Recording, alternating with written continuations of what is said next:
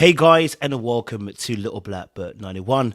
We are here sitting down a morning coffee chat with Lateris R. Whitfield. Yes, I know you guys know him very, very well. You've seen him on Dear Future Wifey podcast. You've seen him, you've heard him, you felt him, you have your own opinions. I know loads of you got opinions because you hit me up with the opinions, okay? So we decided to collaborate, sit down, have an honest conversation, man to man, and just dive into some deep topics, relationships and all. How you doing today, Captain? I'm doing all right, Kojo, man. Thank you for having me on. No worries at all, Kat. It's good to actually have you on. Like I said, I'm a big fan. It's actually good to have you on because I'm a big fan. I've been watching you for a few months. I say a few months, almost about a year and a bit actually. I've seen the growth. I've seen how you've expanded, but it's because you had such great content and great conversations. And I still am waiting to watch one video. There's one video I haven't watched now. It's a situationship one. People have been at me telling me to watch it, so I can't wait to dive into that a little bit later on as well. Yeah. But I mean, for us two, obviously, I know we got in touch just recently the other day because of the recent video that you did with Brina Lee concerning your marriage. Oh, around about 16 years ago, was it? Yeah. Was it around about? I've been Yeah. divorced about 7 years, but of course the marriage started 16 years prior. So I mean, total since the about 16 years since the day I got married, and then I've been Mm. divorced for 7 years. Wow, wow.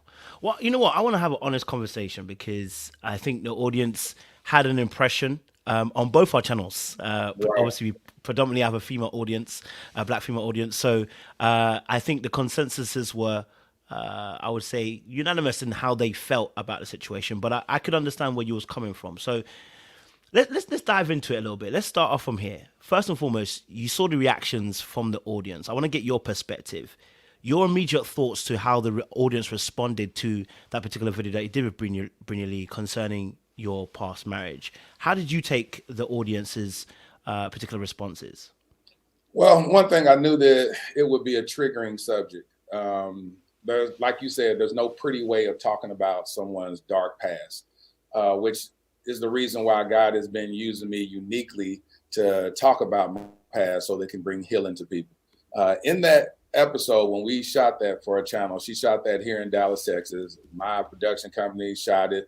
I edited the video. And as I was editing the video, because we had to rush doing the interview so she can catch her flight, we didn't get a chance to cover the full, vast story. So we just did the interview, and it was predominantly stuck in, the affair that happened and the adulterous relationships that I had.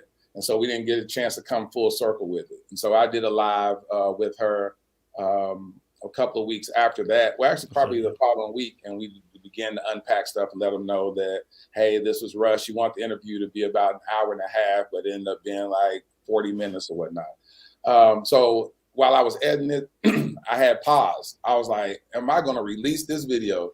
Because as I was watching it, I was like, whoo, I don't like this because it's stuck in a season of my life. And I felt the release from God. He said, release it. And I was like, all right, I'm gonna go and release it. But I knew that it would be triggering. I knew that it would touch on some stuff that is not given the full scope, especially being very protective over my ex-wife. I don't reveal or uncover her at all in the video, which is interesting because a lot of people kept saying, he's not taking responsibility. He's not taking responsibility. And I'm going, can you give me the script to say so that you can understand that I was taking responsibility? Like, what would you like for me to say? I said I lacked accountability. I said that my wife never made me feel this way. It was self-inflicted. I said everything that lets you know that I'm taking full accountability for my actions. But a lot of times when you're talking to people that really I can't say don't know you. It's a fact of when you talk about certain subject matter, if women have gone through that and they haven't been healed from it, then you're triggering. And I saw a lot of comments like, this is triggering me. This is triggering me. And triggering is just unaddressed pain. And so when you're being triggered, you got to check, why am I being triggered by someone else's story of them being transparent and honest? So, it was what it was. But like I said, we talked on some stuff. I wanted to take people into the mindset that I had back then in hopes that it gives them a Clear picture.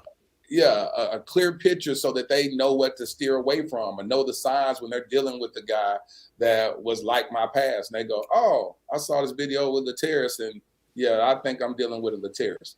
And that's fine. Like, my whole mission on earth is to bring healing. You know what? I agree with you, because I watched it. I did a live video on it, and it was interesting to watch, because I think from my perspective, if you've cheated before, there is no way of putting cheating nicely, right? If you know what I mean, like there is no fairy tale way of kind of addressing the situation, because if you've done we call it serial cheating. If you've done serial cheating, then it's not the whole I made a mistake and one off and I went off, that kind of thing. I now got to take you into, I would call the dark psychology, the mindset where you get into, just for you to understand where I'm kind of coming from as well, you know, which I totally get. I was fully understanding that, and I knew that if you go into that place, no matter how you say it, it's not gonna come off well. Not at all. For you as well. So let me ask this question then. A lot of the audience felt like you were unremorseful or even arrogant about the way you were addressing the actual issue. What would be your kind of what would be your kind of thoughts to that? What was your kind of response to that kind of I guess summary from some of the audience members? I felt like that was very interesting, because when you're so far removed, and you hit the nail on the head, when you're so far removed from the situation, I'm not going to go and talk about it in the pain that I was in while I was dealing with it. What people don't know is that because I'm such a perfectionist, during that season of my life, I was very, very depressed. It was moments where I wanted to die. Like, literally, I had had a lot of suicidal thoughts during that season. And so I didn't want to go back there in my mind. I didn't even know that the interview was going to be about that until we started. Right. I kept asking Brittany, I said, what are we going to talk about? And then right before we recorded, she said, we're going to talk about your infidelity. And I was like, oh, okay. All right. Because I even when I talk about it on my own platform, I never go into detail. I just say, I cheated on my wife multiple times. I lacked integrity, and men, make sure you don't blah, blah, blah, blah, blah.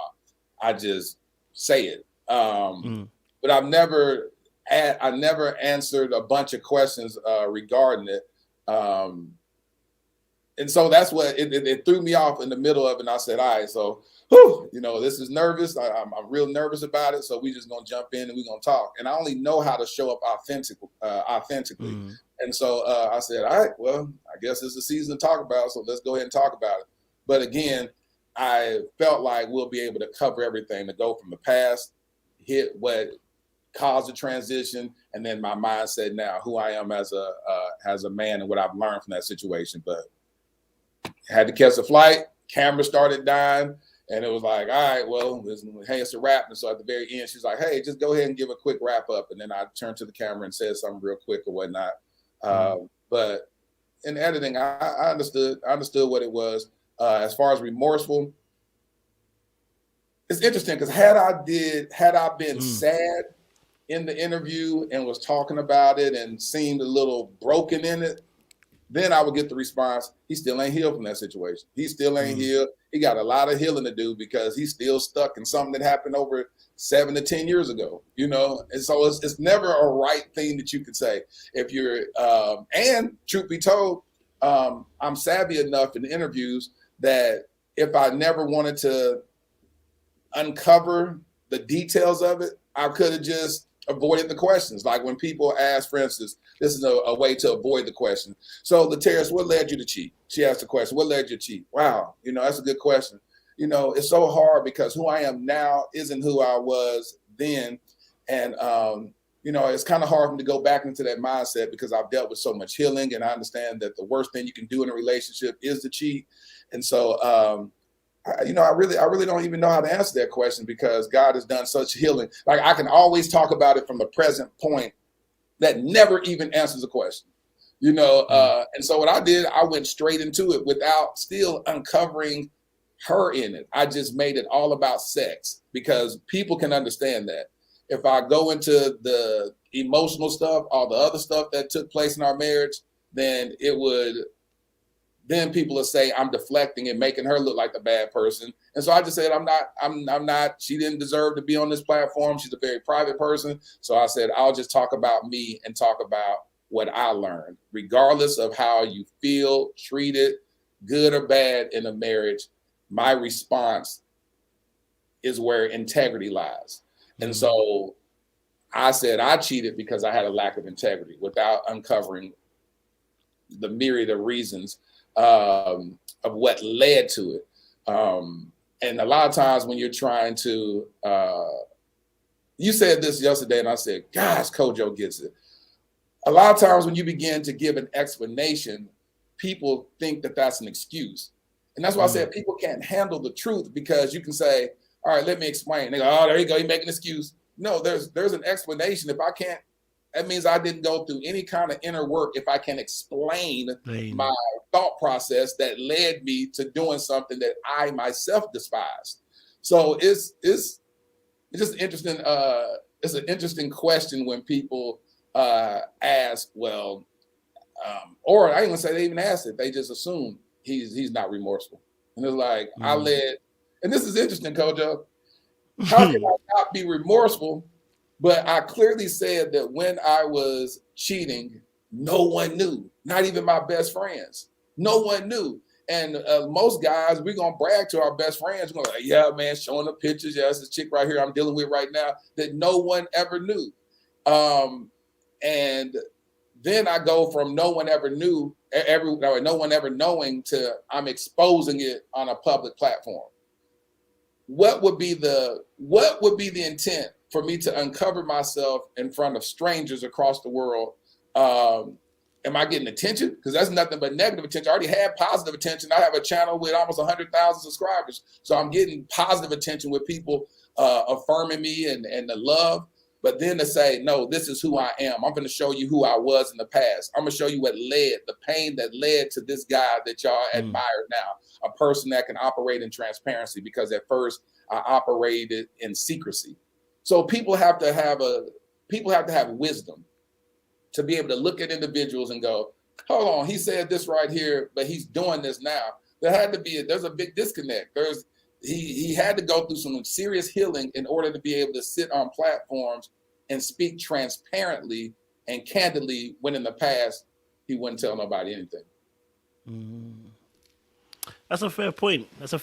Let me offer, and you can push back on it. I would like to. Maybe that can take us into the mindset conversation. Freaking on my throat. I think for me, and I think you might have even touched on it yesterday when we spoke about it. I was saying that been cheated on and cheated, so I've done both. Right, been in both positions, and when I cheated, because obviously I'm quite a self-aware person, so a lot of my movements, I know what I'm doing, why I'm doing it, so I tend to explain the thought process.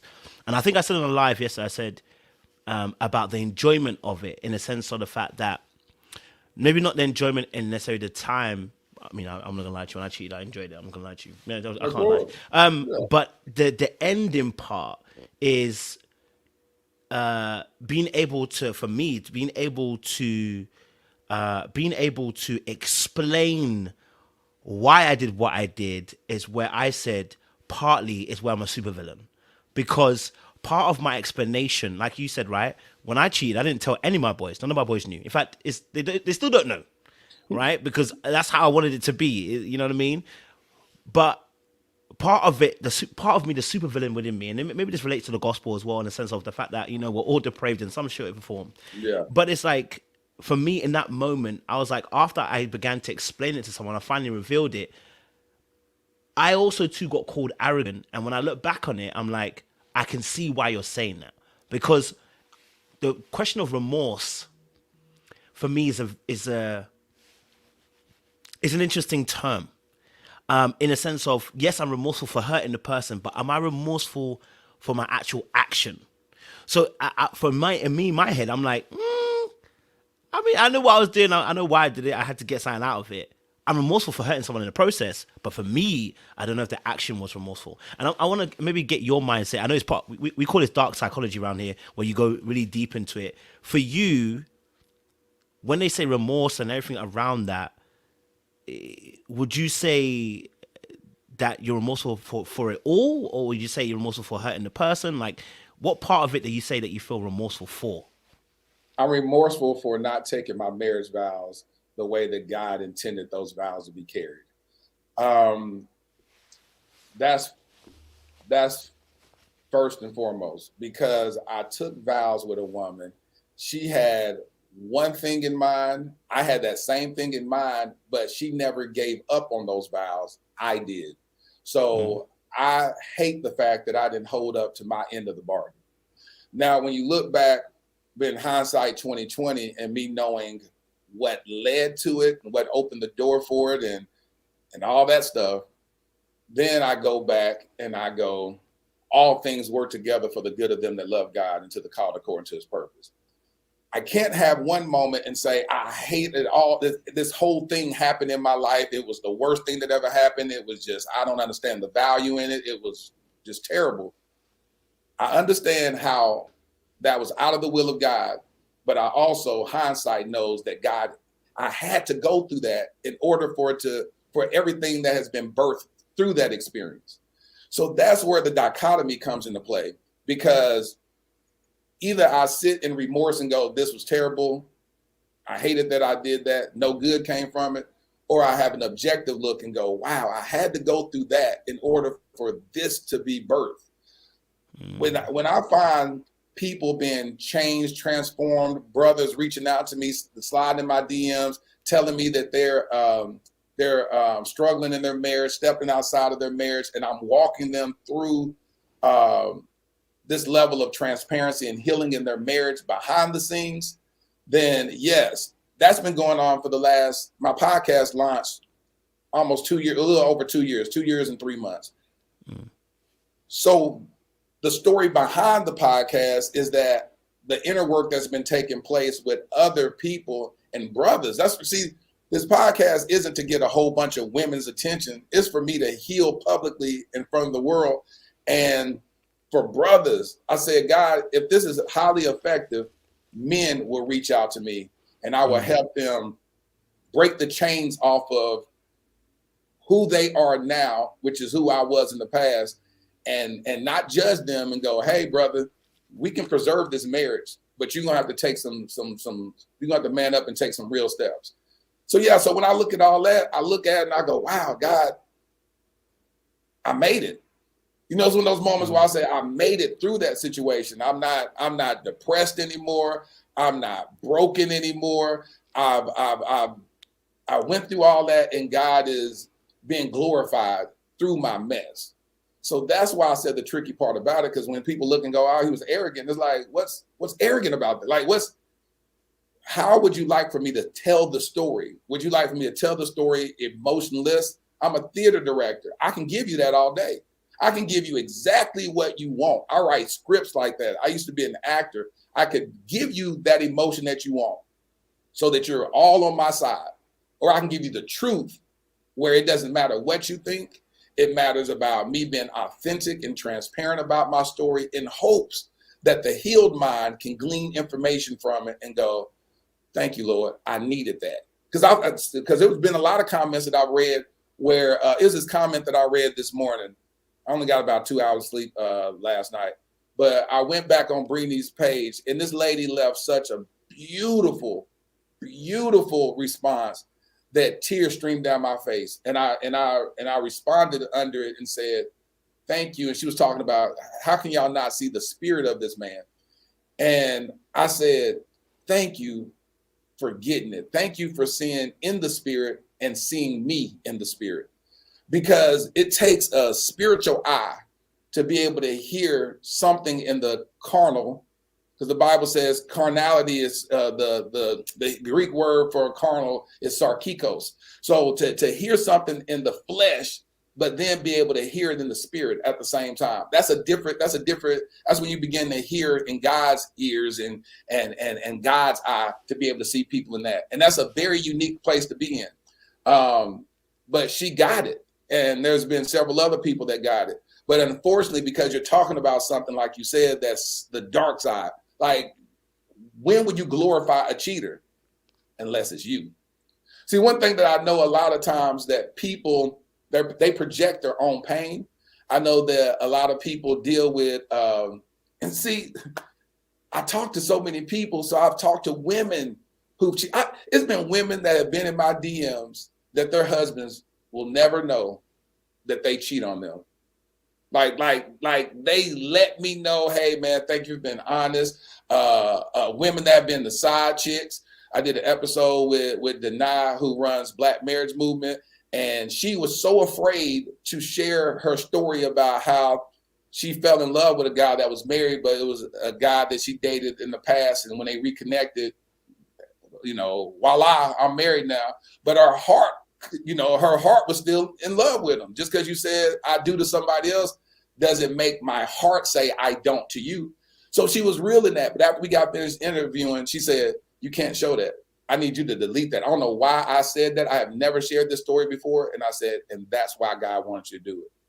So she shared the story, and her DMs, they blew up. People wanting to seek counseling through her, and people seeing her, and they're like, "Oh my God, you're so perfect, and you're so great, and you've given such you've given such great advice on your platform." And now you're even more relatable because you uncovered yourself in it. The reason why I'm sitting on this video with you, Kojo, is because you're smart enough, intelligent enough, self-aware enough that even while you were reviewing me and my actions, you were uncovering yourself. And so one thing that I look for when I look for authenticity in an individual is, can you look at somebody objectively, uncover yourself while you're reviewing or analyzing them? That's what you did. And I said, I can trust myself with this, brother. Man, bro, that's deep, man. That's deep. That's interesting that you've even... Just leave it outside, please. So I had a postman come out to me. I think it's deep that you brought that aspect into the situation. Hold on 1 second. He's knocking hard. 2 seconds, guys. And I'm gonna find this video. It's comment on Brainy's page. How y'all doing, everybody? Listen, one thing that I do want to do, since we're going to be talking about some heavy subject matter, is something that God laid in my heart before we did this, and I haven't been obedient. I want to definitely open up. I want to take a pause now and just pray, because I want this interview to really heal. I don't want to just expose on sin. I want to bring about God's healing. So Heavenly Father, we come to you today. We thank you right now for your power. You said in your word that it's not by power nor by might, but by thy spirit, said the Lord. So Lord, we just bask in your presence. We bask in your spirit. Lord, we thank you that in your word, you said that people will be overcome by the word of our testimony and by the blood of the Lamb. So Lord, as we sit naked before you and transparent before you, God, I ask right now in the name of Jesus for you to heal the brokenhearted. That God, as I sit in proxy of cheaters all over the world, or people who have experienced cheating, and they're looking at me, and all they see is their ex-boyfriend or their ex-fiance or their ex-husband.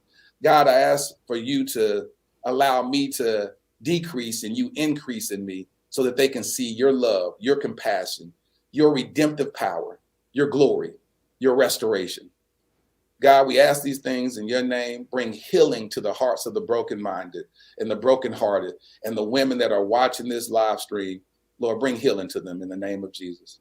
We come against the spirit of triggers that cause them to respond in their triggers. Let them respond in grace. In Jesus' name we pray. Amen. Man, I appreciate it, bro. Love for that, man. Love for that. Sorry, I know I was interrupted by no, that's good. We needed that. Because I wasn't obedient. I was supposed to pray anyway. So yeah. I appreciate it, Cap. We praise God for that, man. We praise God for that. So obviously, in this conversation, like I said, we I think these topics can be very interesting because, like I said, we're revealing ourselves, and I think that was kind of like last point you were kind of making there, in the sense of when we get into these situations and we are reviewing, do we uncover ourselves? And I think that's one of the things that I love watching your your particular platform is that uncovering of self. And I think it helps not just yourself, but it also helps us as an audience when we're watching it, because we should be able to identify and be able to say, okay, do you know what? Cool. Do you know what?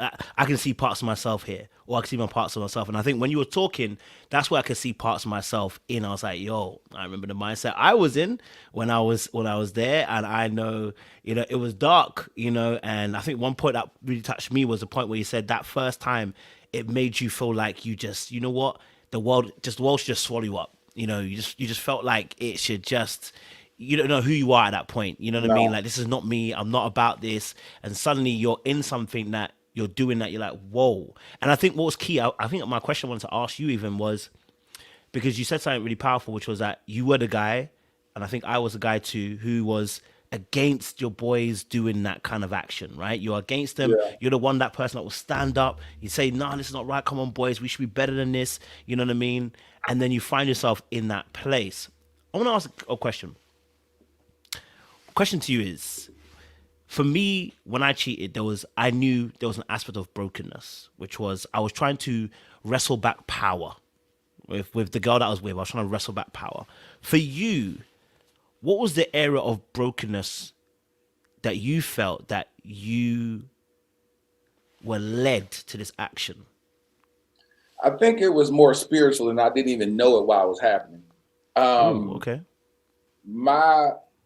I want to be everything opposite of my dad. Bro. Yeah. Bro, you're My gonna go dad. there. Okay. My dad. Come on. Yeah. My dad. I ain't never said this. I never said either, bro. So we're about to confess together. Don't worry. Yeah. So my dad is a cheater, and I always said I'll never, ever, ever in my life be him. Yep. And I did everything in my power not to be him, to the point that I became him. Yep. And that's why I said it was something spiritual. And if we even go deeper, since we're going to go there, 2 years ago through Ancestry.com, I did research, my sister and I, to find out who my dad's father was. My dad's still alive, and to find out who my dad's father was. And that's on my channel. I went and videotaped that whole process, found out who his dad was, because it was rumored. It was rumored that it was by a pastor that was married. Well, after doing much research, that's what came to be revealed, is that my grandfather is a pastor. God rest his soul. He was married, and back in those days, they weren't crazy like us, revealing all their dirt. They said, we're going to take this to the grave, which was very toxic, because they also had the ideology is what happens in this house stays in this house. And so people never, ever addressed trauma.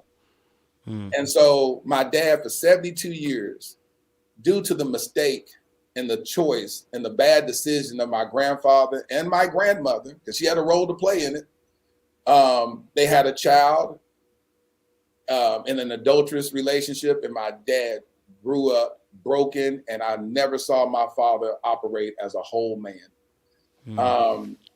And so in 2020, did the research, found out who my grandfather was, and his siblings, his kids or whatever, and my uncles came to Dallas to surprise my dad, and a lot of healing took place in that union, because they too heard that there was some child out there.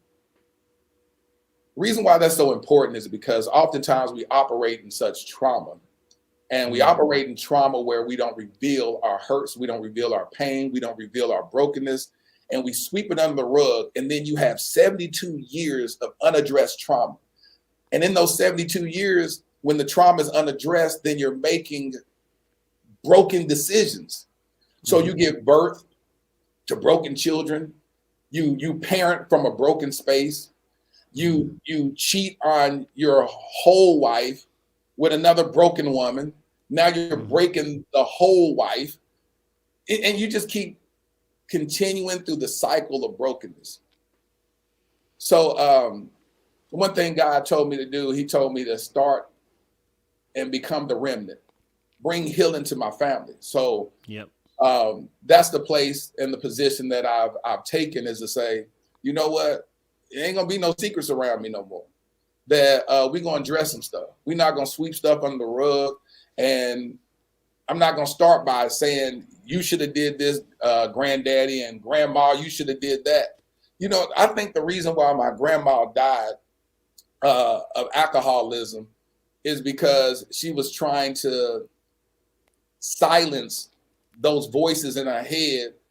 Because I'm telling you, people don't understand how they understand. I'm not gonna say they understand. Since you understand how hard it is for you to be honest and transparent, then you have to understand how difficult it is when you see somebody offer their vulnerability as a gift. Because I don't owe nobody anything about my life. It's something that I'm giving, I'm offering to you, because I'm led by the Holy Spirit to say, listen, healing has to take place. And the very thing that I wish I had when I was going through and making those bad decisions, I decided to be that for someone else. In other words, I kept seeing people in church acting like their marriage was perfect and acting like their marriage was great. And I was like, how, why am I the only one struggling? Like, well, what's going on? But then the minute I started revealing my own pain and hurt, then people started being honest and say, man, listen, shoot, me and my wife, we worked through that. We've been dealing with infidelity. I have a woman on the side. I had this, like, what in the world? But most people stay silent about a lot of stuff because they're so ashamed about it. And that's why when God spoke to me, he said, Lateris, I can't heal what you won't reveal. Like you can hide all you want. It's going to tear you up. You're going to suffer in silence. And the reason why I believe a lot of men die earlier than our female counterparts is because we don't share nothing. We don't share, like you just said, you weren't even sharing it with your homeboys. Women, they going to have their homegirl they confide in. Girl, let me tell you this. And they going to tell all their little secrets to their little homegirl. And then the homegirl going to give them bad advice and say, girl, take that to your grave. Don't you tell your husband that. He ain't going to never be able to accept that. You know, these men can't accept the truth. So then we keep the vicious cycle of lies. I said, God, here I am. Use me. We sing these beautiful songs, and I remember this, one of my favorite songs is, if you can use anything, Lord, you can use me. And now as a man, the Bible says when I was a child, I spoke as a child, but when I became a man, I put childish things away. Well, I'm putting those childish things away, but the only way that I could put them away is by addressing it and talking to that broken boy. And I didn't even know I was broken, Kojo. I didn't know that. We didn't have that terminology growing up. I just felt like, hey, I guess this is just what it is. It's through a 2020 vision that you look back and go, oh, so that's what people call brokenness. I saw comments, which was the craziest comments, where women said, why is he using brokenness as an excuse? Yeah. What do you want to call it? So find the word for it. Just give me the perfect word for it so that I can give you something that you desire. Because, like, what is it? Is it broken? What is it, Kojo? Because I don't know. What is it called? Unaddressed trauma. You want to say unaddressed trauma? You want what word feels good to make your soul feel like the word that I'm using gives the adequate reasoning behind my bad choices? Then find that word, plug it in the word of brokenness, and let's just say I said that word. 100%. I definitely hear you on the broken part, because I did see some comments about saying he's using brokenness as an excuse. So I definitely acknowledge, which is a straight up biblical term in brokenness, but we just gonna outthink the Bible. The Bible calls us broken vessels, but we're not gonna say that. We just gonna come up with another word that makes us feel good. But that's exactly what it was. Especially when you talk about me, I don't want to be called broken. You know, I used to think of women as being broken. You know, it's like in the fragile male masculinity, I never want to look at myself as being broken. So for me to even say that is such a humbling term, because I never wanted to be called broken. That's not sexy.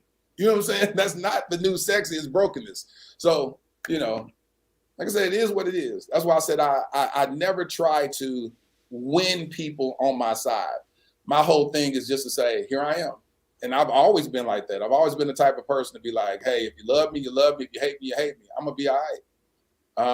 Especially when I start operating in my God space, which is the space that I'm in these seasons, where it's like, I don't know how to be fake. So it is what it is. I definitely hear you on that as well, and I think you sharing that about the genealogy as well in terms of understanding where you're kind of coming from is such an important part. And it's funny because you mentioned the father thing, and I was like, yep. I don't like to even admit because I want to cover like yourself. I want to cover as well because I don't like to necessarily expose. But I think just even understanding that helps you to deep where you're coming from. My dad, his dad wasn't really around. His dad was on the go. So as a politician in Africa and Ghana, he was on the go because he's under duress. You know what I mean? Yeah. So you have only your mum to raise you up, who's raising 7, 8 kids at a go. You know what I mean? You're near the bottom. Maybe he was a good, trying to be the good child. You know what I mean? But you don't have your father figure, so you don't know what it is to be a man per se. You know what it is to be a young boy, but to be a man and what that uncovers and what that actually means, you never had a father figure, so how would you know? You know what I mean? So you're kind of learning on the job. That was my dad, yeah? So, which, I think was amazing. I loved him. I love him still. But there were certain things when I was looking as a kid, I was like, oh, this is mad. I ain't gonna lie to you. Like, what you're doing right now is mad, And then, like you said, the cheating aspect, when the cheating thing happens, you deny it. And that for me is where my eyes opened up, and that's where me and him had our impasse at that point. You know what I mean? Like up until that point, we've been cool, but this the time that at that point in time, that's where a fight happened between me and him, physically as well. We had a physical fight. Yeah, we had an occasion because I was just so angry at that point. You know what I mean? Because it wasn't what you did. It's actually the fact you're trying to now lie. Someone would say now gaslighting. Those times we just called it you lying. You lying, and you build up your father figure to be a perfect figure. You can take certain things, but when there are huge misdemeanors and inflictions that you do, that breaks and shatters that whole ideology of father figure is perfect in a sense. You know what I mean? And so. When that moment happened, I made that promise. I ain't never gonna do this to any woman. I'm never gonna do this ever to a woman. I'm never gonna put her in a position where I'm gonna have to gaslight her or anything like that, or gaslight the kids. That's just never gonna be me. You know what I mean? Fast forward a year or two. You don't into I get into my first relationship. You don't really realize how broken you are because aside that act that he did. He's obviously learning how to be more present in his particular parentinghood. I didn't realize I was missing all of that kind of stuff. So now I'm in a relationship and the other person's also got their own trauma they're dealing with. And we're jostling back and forth doing tit for tat, tit for tat, tit for tat. And then it gets to a certain point where I'm feeling like I'm insecure at this moment because I feel like, you know what? I don't feel like I'm equal to you. Like you really playing me, and I feel like you really play me well, and I need to equalize the table. Yeah. All right, cool. Let me find a way to equalize the table, and then you start to realize your mind goes into this very dark place very very quickly because now it's not about cheating per se. Now it's about power. It's about I need to make sure I actually show you because you don't realize you're operating from your brokenness. You're just thinking, well, that's my desire. That's what I want to do. But actually, it was my brokenness within myself that. I was operating from. And so I found myself in a space where I'm cheating with a girl and I made, and that's what I said to people, like, if people hear my story, bro, they wouldn't call you arrogant. If they hear how I was planning, I was plotting, not even planning, I was plotting. I strategically sat down and said, which person, this, how would I get away with it? Make sure no one catches me, this, that. I wanted to make sure I was going to get away with this murder, okay? It wasn't murder, but, get away with this act of cheating and make sure nobody ever found out. And to be fair, to my knowledge, nobody really ever found out. And when you look back on it, and when I look back and I'm like, that's a very dark place to be when you're now sitting down strategizing how to conquer something and to a point where it wasn't even no longer about the missus anymore. It was just, now it became about me. See, it had shifted from the original pain, and now I'm just, do you know what? I'm just doing it not because I want to cheat necessarily. Now it's just because I want to validate myself. There's an ego now running.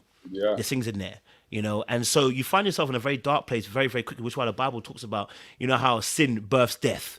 You don't realize before you are at one point it was this. Now, before you know it, you're huge. You're down the road. And I think after it happened, I then took stock of how quickly I was judging my father. And I was like, wow, so maybe this is where you can jump into. I stuck to my father. I said, yeah, I've been judging him like on a mad one. And Yes. look how it didn't take me long. It took one relationship, not even a marriage, one relationship, and I was in deep already. You know what I mean? So I don't know. For you, did it change your perspective on your father in terms of what you saw from him? Because now you realize you are but a man.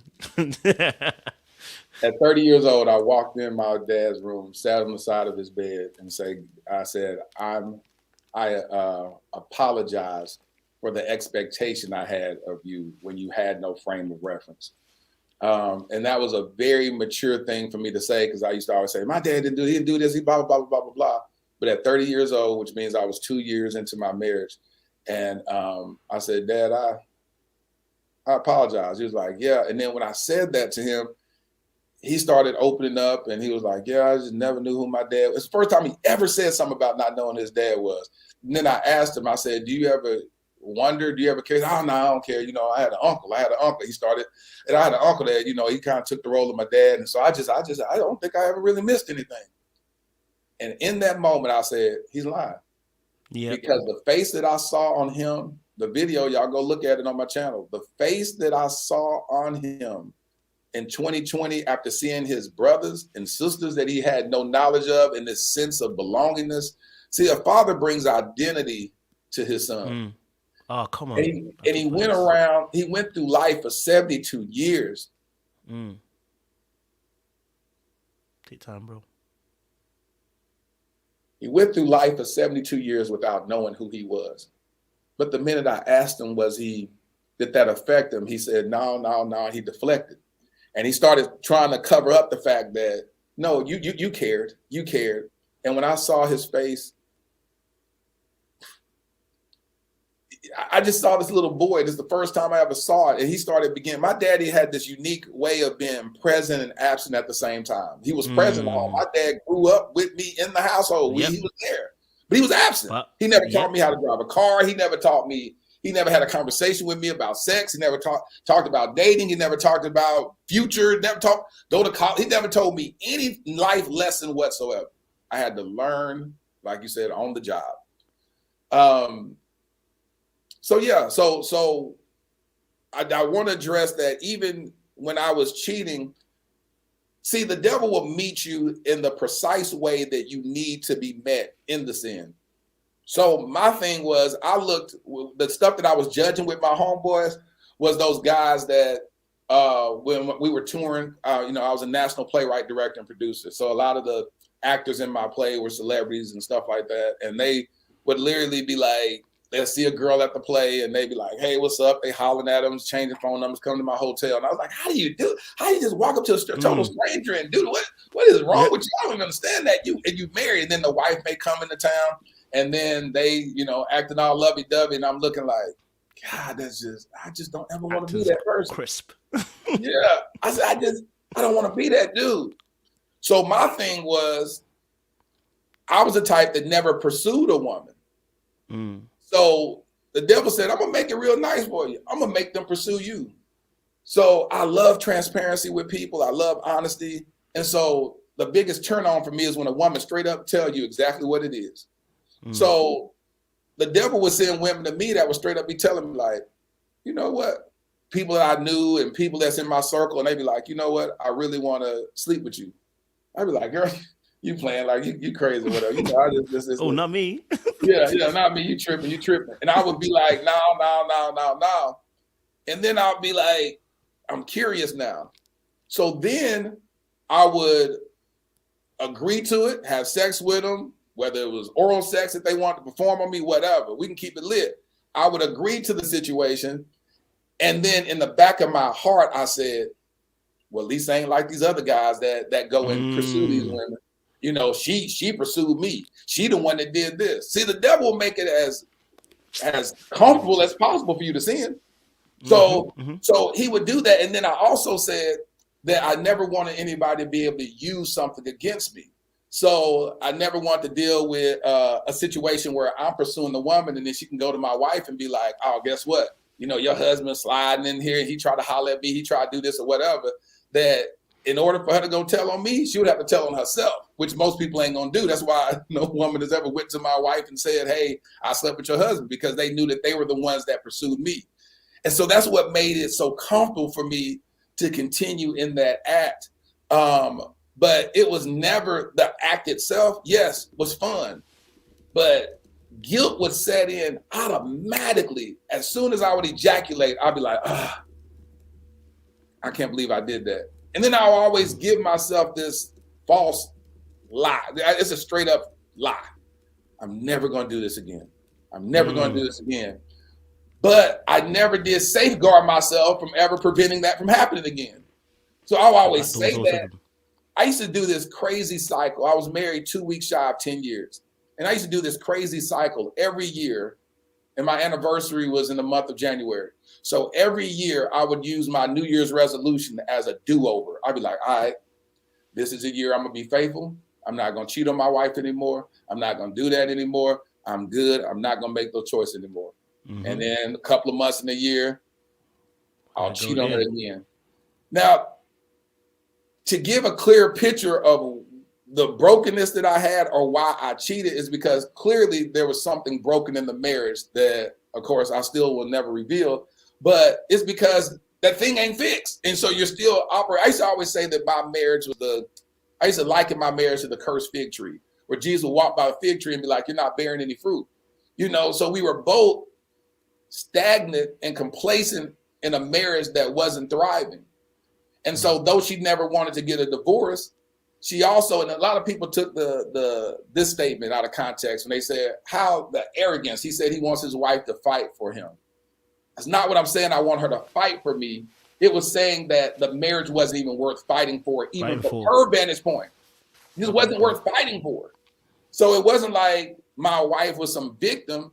We're both active participants in a marriage, whether we decide to make it work or not make it work, or do the work that we show up as our best selves in the marriage so that the marriage can thrive as a whole. Because when you see a marriage, there's two parties. There's two parties actively that said those vows, for better or for worse, through sickness and in health, through richer or for poor.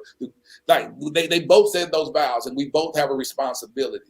She doesn't have a responsibility she didn't have a responsibility for my infidelity, but she knew the stuff that she did have a responsibility for that she did not do, and that she wasn't. That I'll leave at that. And so that's what made me say, let me go ahead and do the hard decision. The hard decision was the file for divorce when you were the one that was cheating. That's the hardest decision for me, because if you look at research, over 80% of divorce is filed by women. So now here it is, a man that filed for divorce, which is when I was at the courthouse going through the divorce hearing, there was nothing but women there, you know, and me, their spouse didn't show up because you don't even have to show up. And I was like, wow, I dealt with a lot of guilt from that, to say, how do you cheat on somebody and then you divorce them? Well, the reason why I divorced them, because it was like, I got to set you free and I got to set me free, because this is just not working. And due to what this marriage is, it's not working, and we're going to make each other miserable. And I thank God to this very day that me and my ex-wife are right now really, really cool. It's people that were in the comments more angrier at me than my own doggone ex-wife. And I said, think about the comedy of that. I'm like, why are y'all? I just told you me and my ex-wife are cool, so why are you mad? You know what I'm saying? Like, my ex-wife represented me even in the real estate transaction, in the lease for this office that I'm in right now, for my studio, 3 years after our marriage, or 3 years after our divorce. So it's like God helped restore that relationship, because one thing that she respected is that I was honest with her. And honesty isn't being honest with every decision that you make. It's coming to a point where you say, listen, this is who I am. This ain't working. This ain't going right. That's when I talk about me being an honest person, to say that I had to reach the point that I no longer liked who I was. And I had to be honest that I don't like who I was. And then do the mature thing to do something about it. So that's what grace is. And that's what I want to encourage every one of us to operate in the spirit of grace. That when you look in the mirror and you don't like who you are, those moments that you're not proud of your own decisions, then extend that same level of grace and that same measure of grace to your kids or your significant other. I do want to talk about this. We talk about kids. My daughter was going through this broken season in her life. She was so depressed. And she turned to me one day, and my daughter, is not the daughter. Me and my ex-wife never had kids. So it's the daughter I brought into the marriage. Well, she was very depressed, and I was taking her home, dropping her off with her mom, and she said, Dad, I just wish I was like you. You're just so perfect. Everything was going well for you. Everything is great and all that. And God said, reveal your scars. And I said, oh, God, what kind of conversation is this with a 12-year-old to tell a 12-year-old that I'm a cheater? Like, why? That's grown folk stuff. God said, reveal it. I said, Lataria, I'm not perfect. I cheated on my wife. And she looked at me and she said, I hate cheaters. Well, the reason why she said that is, unbeknownst to me, she had this little secret boyfriend that she didn't tell me about. And he had been cheating on her with some girl in class. And I was like, what? Because she said it with such, like these women in those comments. She said it with such vitriol. So I was like, what? She said, I hate cheaters. I hate it when boys cheat. What you know about that? You started talking. Yeah, what you know about that? So then we started talking about that. And then in my revealing, she began to tell me the truth about this boyfriend that she had. And I began to talk to her about that. Well, the hardest thing ever was to see the disappointment in my daughter's eyes regarding me. Her disappointment and me being able to sit in that disappointment and feel that disappointment, knowing that the only example I ever wanted to establish with my daughter is what a real man looks like. And here I am being less than as a man.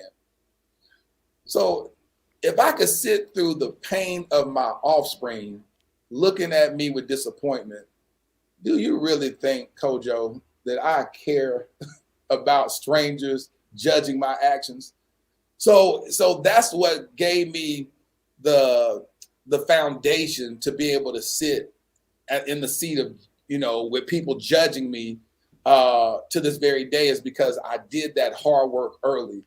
Nothing is to a surprise. It's not like my kids are surprised. I did an episode with my kids and we talked about some stuff. But they were like, oh yeah, my dad has always been open and honest and transparent.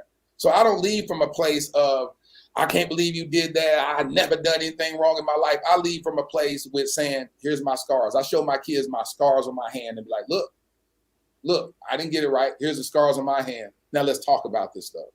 So that's something I definitely want to address, is the pain that I caused my daughter, and how that led to me never wanting to be placed in that position again, as well as when I went and told my daughter that I was getting a divorce. I drove to Corpus Christi, which is about a 6-hour drive from Dallas, Texas, and she was in school, and I went and picked her up, and we sat in the car. We was actually at this little restaurant. We was at Jason Deli, and I began to tell her that I had filed for divorce, and I broke down crying in the Jason Deli, and she covered my heart. She boxed up my food, and she rushed me to the car, and she was like, Dad, said, Dad, I understand. She said, I saw you try. I saw how much you tried to make that marriage work. And I know that if you are making the decision to get a divorce, then that is the best decision for you. And as tears streamed down my face and I looked at my daughter's eyes, because I wanted my daughter to see what Black love looked like. I wanted her to see a man love a woman unconditionally until death do we part. And that hurt me so much to not be able to be that example for her. And so, yeah. No, bro, you're touching on some things here, man. You know, I appreciate you even sharing that as well, especially about your daughter as well, because I think that is, you know, that's one of the biggest things. I think I touched on it when I said, obviously, when my dad did what he did, you know, I would have forgiven it that day had he just come clean. Yes. Like, I don't think people realize the power in just being honest. And you know what? I've been saying it recently on my channel that I understand when women say, if you cheat on me, just be honest. You like, sometimes you like, it doesn't matter what it does. You're gonna be vexed. No, but be honest, because it helps to heal the reality. Because if you're lying the whole way through, I can't even trust your reality anymore, you know? Yeah. And so I think hearing what you just said, telling your daughter those truths, I think it's a very powerful thing, because what it does, like you said, it removes the false ideology of being a superhero, because none of us are necessarily superheroes. But it also, what it does is also means that they can trust you with the truth, right? Because that's immediately what happened. As soon as you told her the truth, she immediately shared her truth, because she now knows, okay, he's not this perfect person anymore. He's just my dad. Do you know what I mean? Like, Yeah. and I love him either way. And I think that's what I was waiting for. I was waiting for that moment to be like, yo, dad, you know what? You're a human being. It's mad, it's peak, But now you're insulting my intelligence by Yes. trying to lie it off and deny it and gaslight and pretend it never happened. And we can see all the evidence right in front of us. You know what I'm Yeah. saying? We've been seeing it for weeks and months, and we now confront you with it, and now you're gaslighting the situation. And I think that was even more painful, and actually caused more of a discord between the two of us, especially as being the firstborn, between me and him for so long, because I was looking at him like, I can accept that you're a man. I can accept that you fall. I can accept those things, that you might do something stupid. I can accept that. I don't like they've hurt my mum, but I can accept those things. And that'll be up for her to do her forgiveness. But with me and you, all I was expecting was some man to Yeah. man truth. Because you told me a principle. And this is something that men, maybe we can even talk about as well. As men, we are always talking about the principle. So we try to teach our children the principle. So my dad's, one of his principles was, I hate lies, tell the truth. Yes. So Me when too. now you're telling me the lie, I'm looking at you like I'm beginning to hate you, because you Yeah. told me that's the principle. And I think that is such a, just as you shared that story about your daughter and yourself, it really sunk home with me in terms of when we talk about these things, that the truth really does set people free. If It people really does. understood, the truth really does set people free, especially when it's backed by the spirit. It really does set people free, because it allows other person to go, "Whew, thank you. My reality is not crazy." You know what I mean? Yes. You know what I'm saying? I don't know if So that that's the makes reason sense for you. why. So that's the reason why I gave my wife the knowledge of the full details of every woman that I slept with, the amount of occurrences, whether it was just oral sex or whether it was, I wrote on a piece of paper, because after going through this program, I said, I could take this to the grave with me, but she will still never truly know the gravity of my affairs. And I said, I'm going to bless her with the truth. And it was the hardest thing to give to her. I had to go do this event. I had a clothing line, and I had to go set up an exhibit at a football game. But before I left, God said, write that down. Don't you graduate this program and you graduate a fraud. Tell her the truth. And I wrote down on a piece of paper names and everything. And I laid it on the bed. Then I went and did the event. And I remember being in the event, my stomach started hurting. I started getting woozy. I started getting lightheaded. I said, why am I feeling like this? It's because I was giving her something that I held on to for years. At that time, it was 5 years. I had held on to this for 5 years. It became a part of me. You know, the lies and deceit, that other life was a part of me. And I said, I'm about to just give you everything. Now, the biggest fear is that I will give you all of this, and then you will weaponize it against me and make me feel. See, women are deceived if they think, and I'll venture to say this about anybody. I don't think people like being a cheater. They may like cheating, but they don't like being a cheater. cheater. I don't think nobody likes that. I'm nobody saying, oh, shoot, I'm good. I love cheating. Because if they did love it, they'll just tell the person that. They'd be like, hey, I want to be in an open marriage. I want to be in an open relationship. If they like it that much, they'll just go ahead and do that. Unless they really demented and they go, I could have women that are okay with open marriages, but I just like the fact that I'm just sneaky and deceitful. Well, that's just a wicked heart. But I venture to say that most people don't like being a cheater. So I was so hurt even in giving her that information, because I knew that here it is. Now she got everything. She got all of me. She got, here it is on paper, this names and everything. She can see where she was right in situations. That's your friend so-and-so. I knew it. I said, I'm going to bless you with the truth. And all she did, she looked at it and she just put it aside. And I was like, what, how do you feel? What is that? She was like, well, I felt like it was more than just the one, because all she knew about was one. So I always felt like, because I ended up telling her one, so I always felt like it was more than just the one. And then I was like, and then she just put it aside. And I was like, what you gonna say? You gonna go off on me? You gonna cuss? Like, what is that? She wasn't a cusser or anything like that. Just ain't nothing. So I was like, I'm gonna go sleep with one eye open, because you handling this too well. Like, you gonna, like, what is this? And she never addressed it again.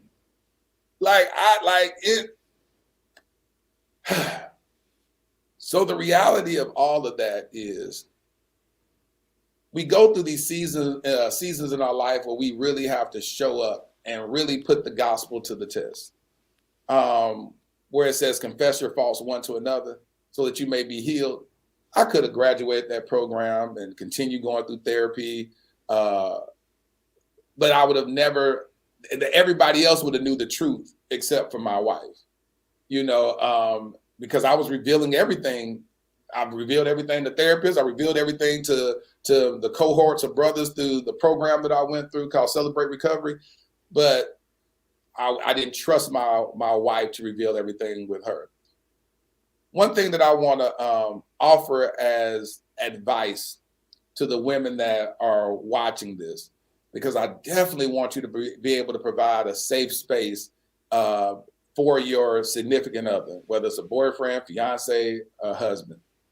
And a safe space looks like this before you even enter into the space.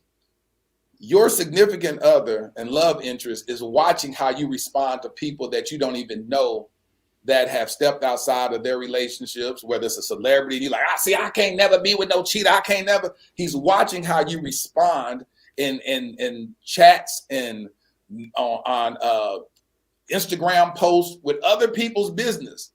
And he's watching and listening, and he says, I'll never be able to trust you then. I ain't gonna never be vulnerable. Because if you feel this passionate about people that you don't even know, strangers, and you say, I would never trust this and I can't stand that person, once a cheater, always a cheater, that cheater will never let you know that he's a cheater. He's never gonna let you know that even if he hadn't cheated in a relationship with you yet, that he cheated in the past, because you said out of your mouth, once a cheater, always a cheater. And you're a Christian. And as a Christian, you have to understand that, okay, are we the sin? Like, what are we? Does God's grace and redemption have no power to forgive and change and transform a cheater? What sin is unexcusable? Like, what sin have you found that you say, hey, and you can whatever your boundaries are, that's fine. If you say, hey, if I'm in a relationship with somebody and they cheat on me, that's a no-go. Cool. Do that. Have that in your mind. But don't reveal that to a dude and say that up front, because all he's going to do is just learn how to hide better. Like, you want to, because you say, if I ever find out you cheating, I'm leaving you. He's like, oh, I'm going to do everything in my power to make sure you never know when I'm cheating. Like, just create a safe space so people can show up authentically in who they are. And then you can make an informed decision on whether or not you want to continue dealing with that person. But even when you bless them with goodbye, if you were to break up with them or divorce them or whatever, that they can always say, she handled my heart with grace. Not saying that every decision you're going to make, you ain't going to get mad, you ain't going to cuss, you ain't going to do all that, because you can own your emotions. We're humans. You can respond the way you choose to respond. But after you get finished going through your meltdown, he still has to see, if you're a Christian, that the Holy Spirit still took over that situation.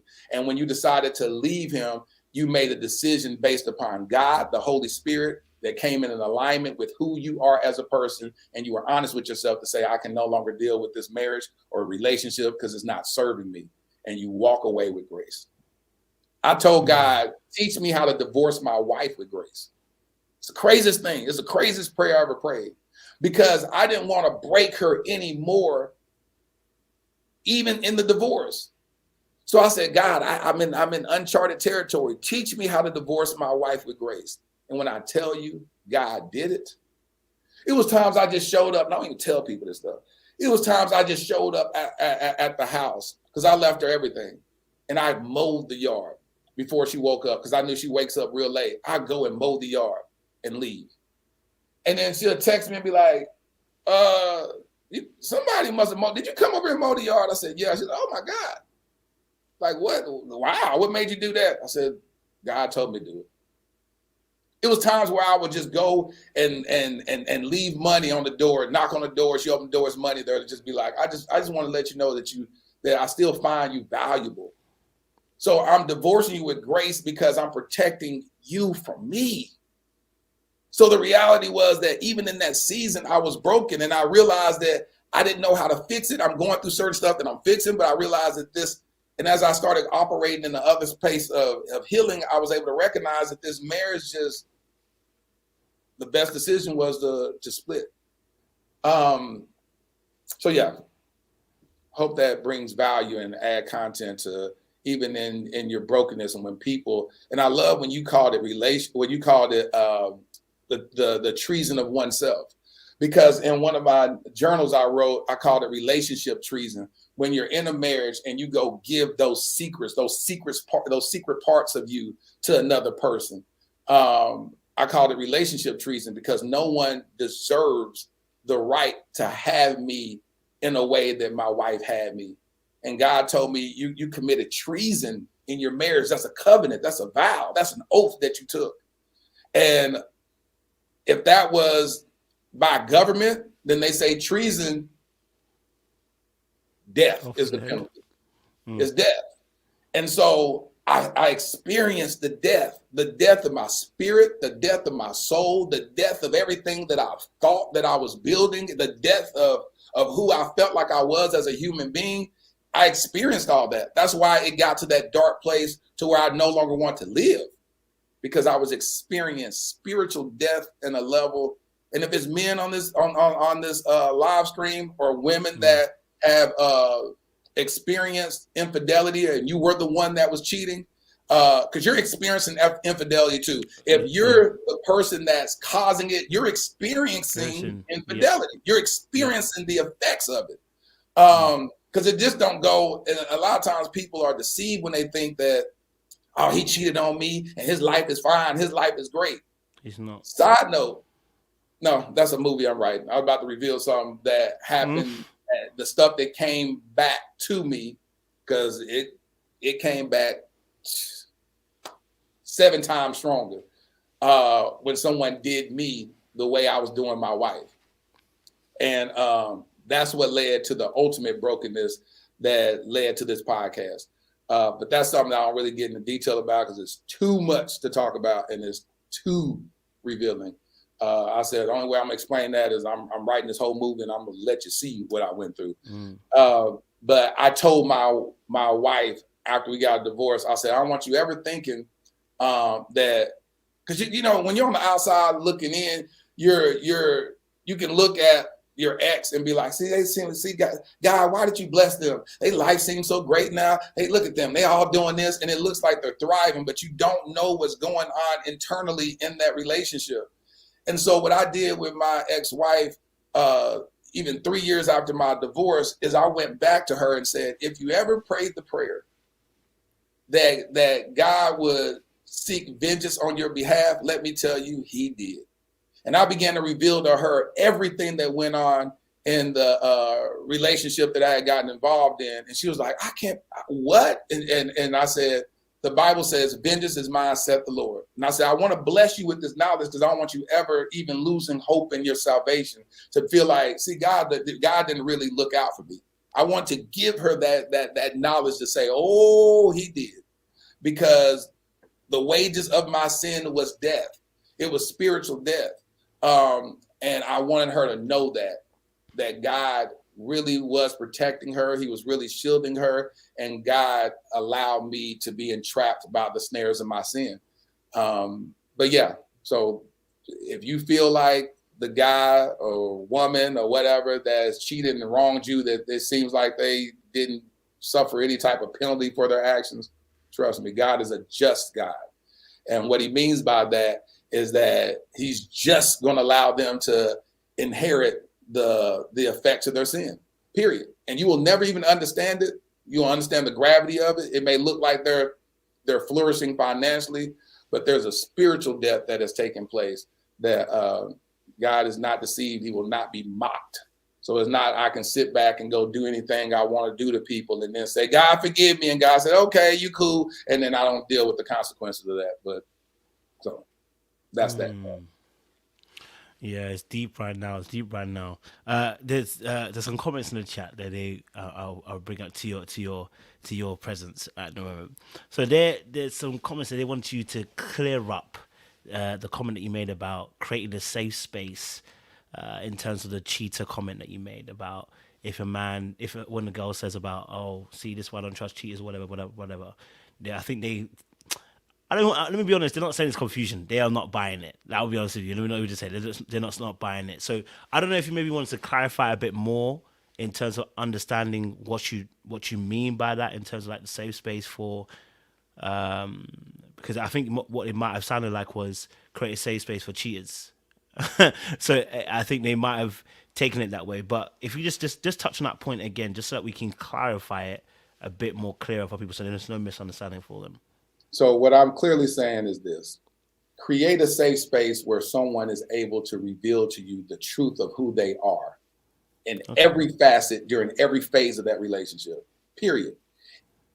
Even if he lied about not paying the light bill or whatever it is, put whatever you want to in it. But since right now we're talking about cheating, would you rather be in a marriage where the person lies to you and you never really know who that person is?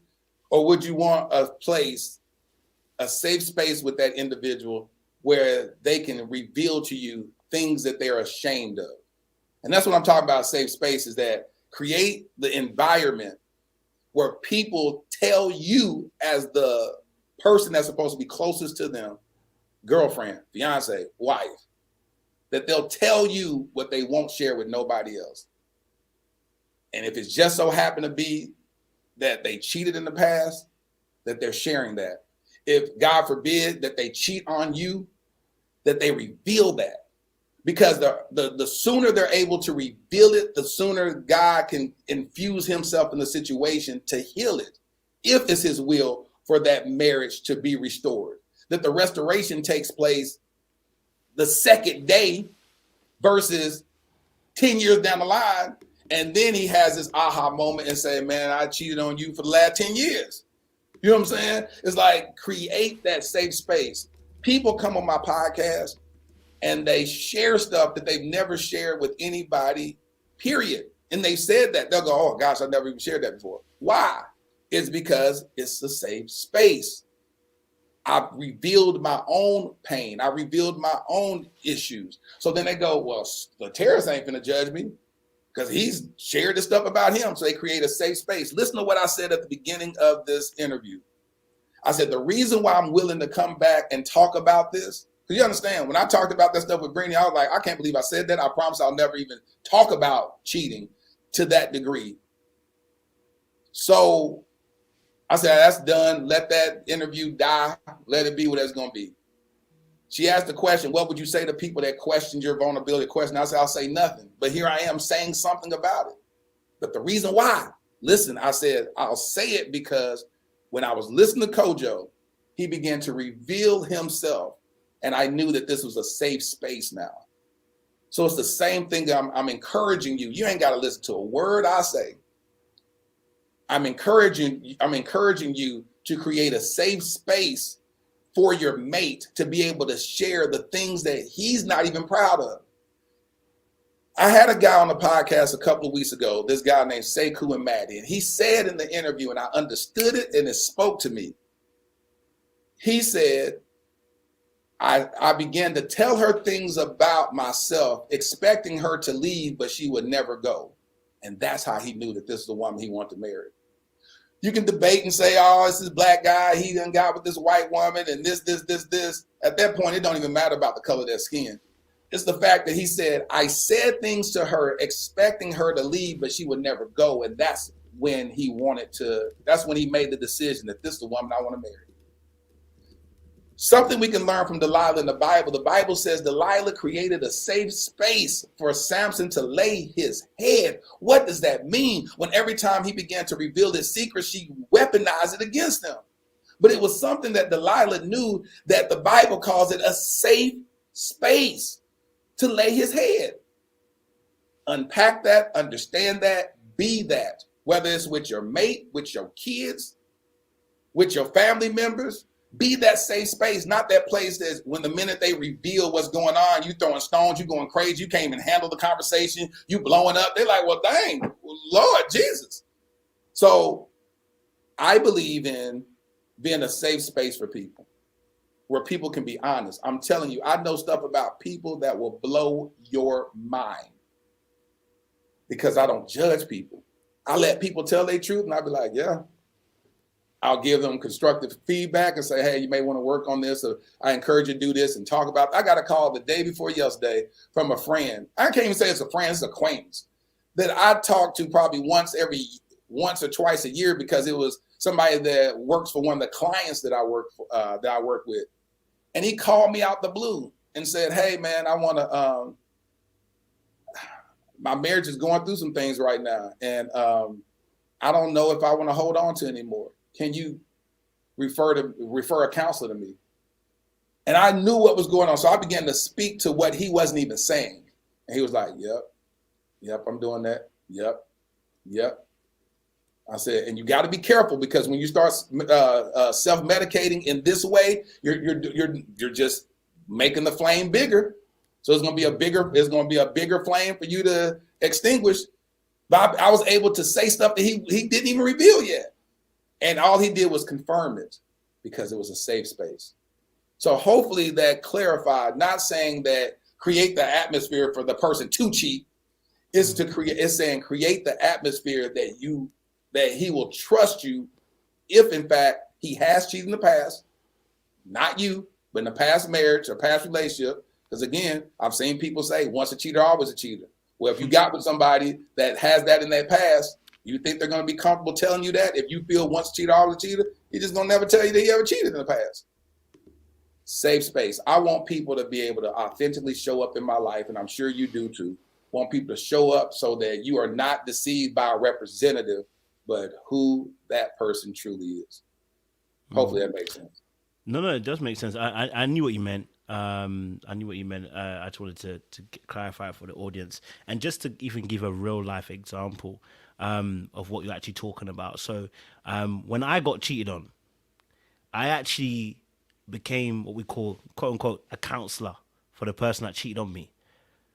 One, because I had my own selfish ideas. I wanted to get all the information. And the only way I was going to do that is by creating a no judgment zone, right? So in order to, the safe space is a no judgment zone. It is where even if I have an opinion, I don't give it because if my opinion is going to create a judgment in an area, I won't be able to get this information. I had selfish ambitions behind this, but it's still the same principle. Yeah. Creating creating a zone where someone's able to tell you their whole truth is because they feel comfortable enough to do so.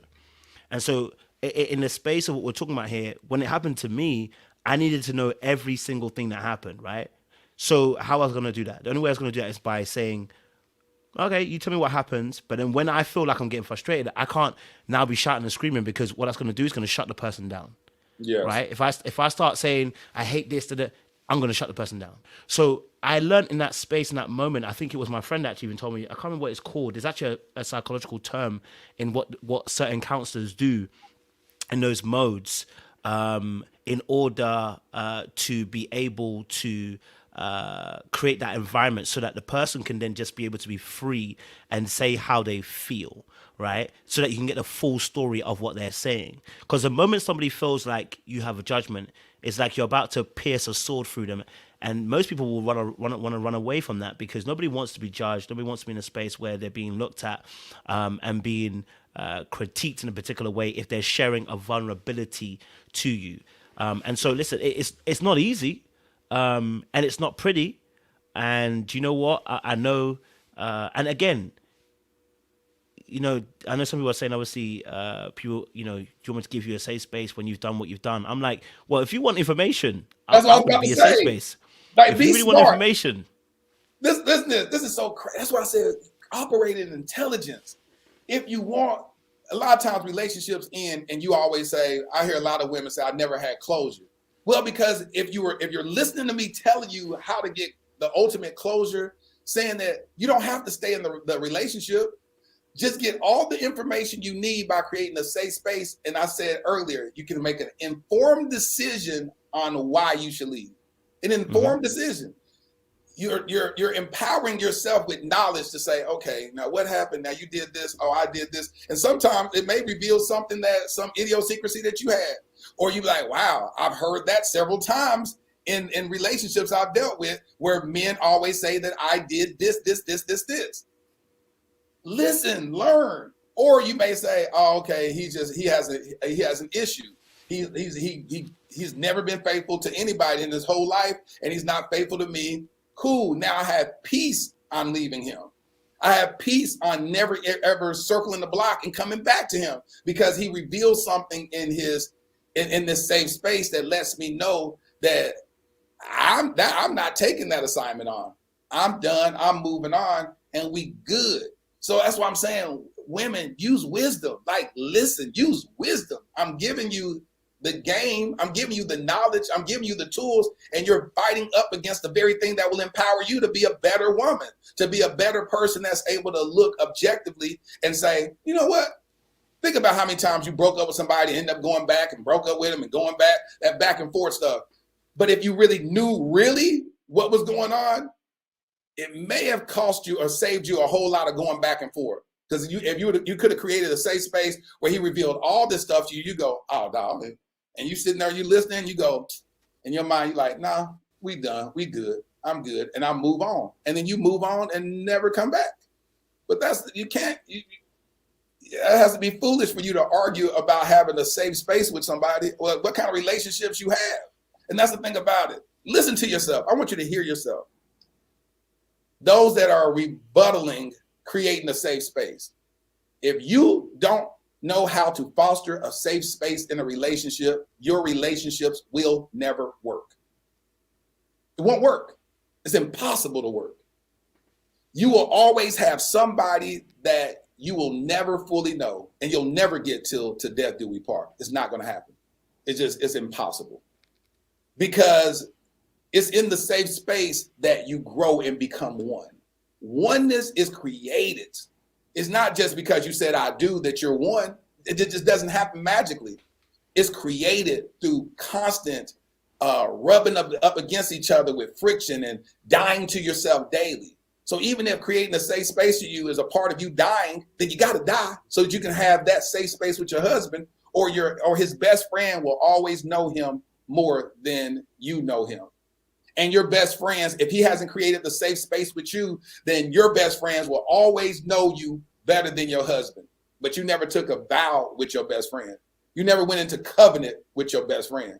You took these vows with this one person and you became one flesh with this other person, but they don't even know the other side of their flesh. Make that make sense? Yeah, absolutely.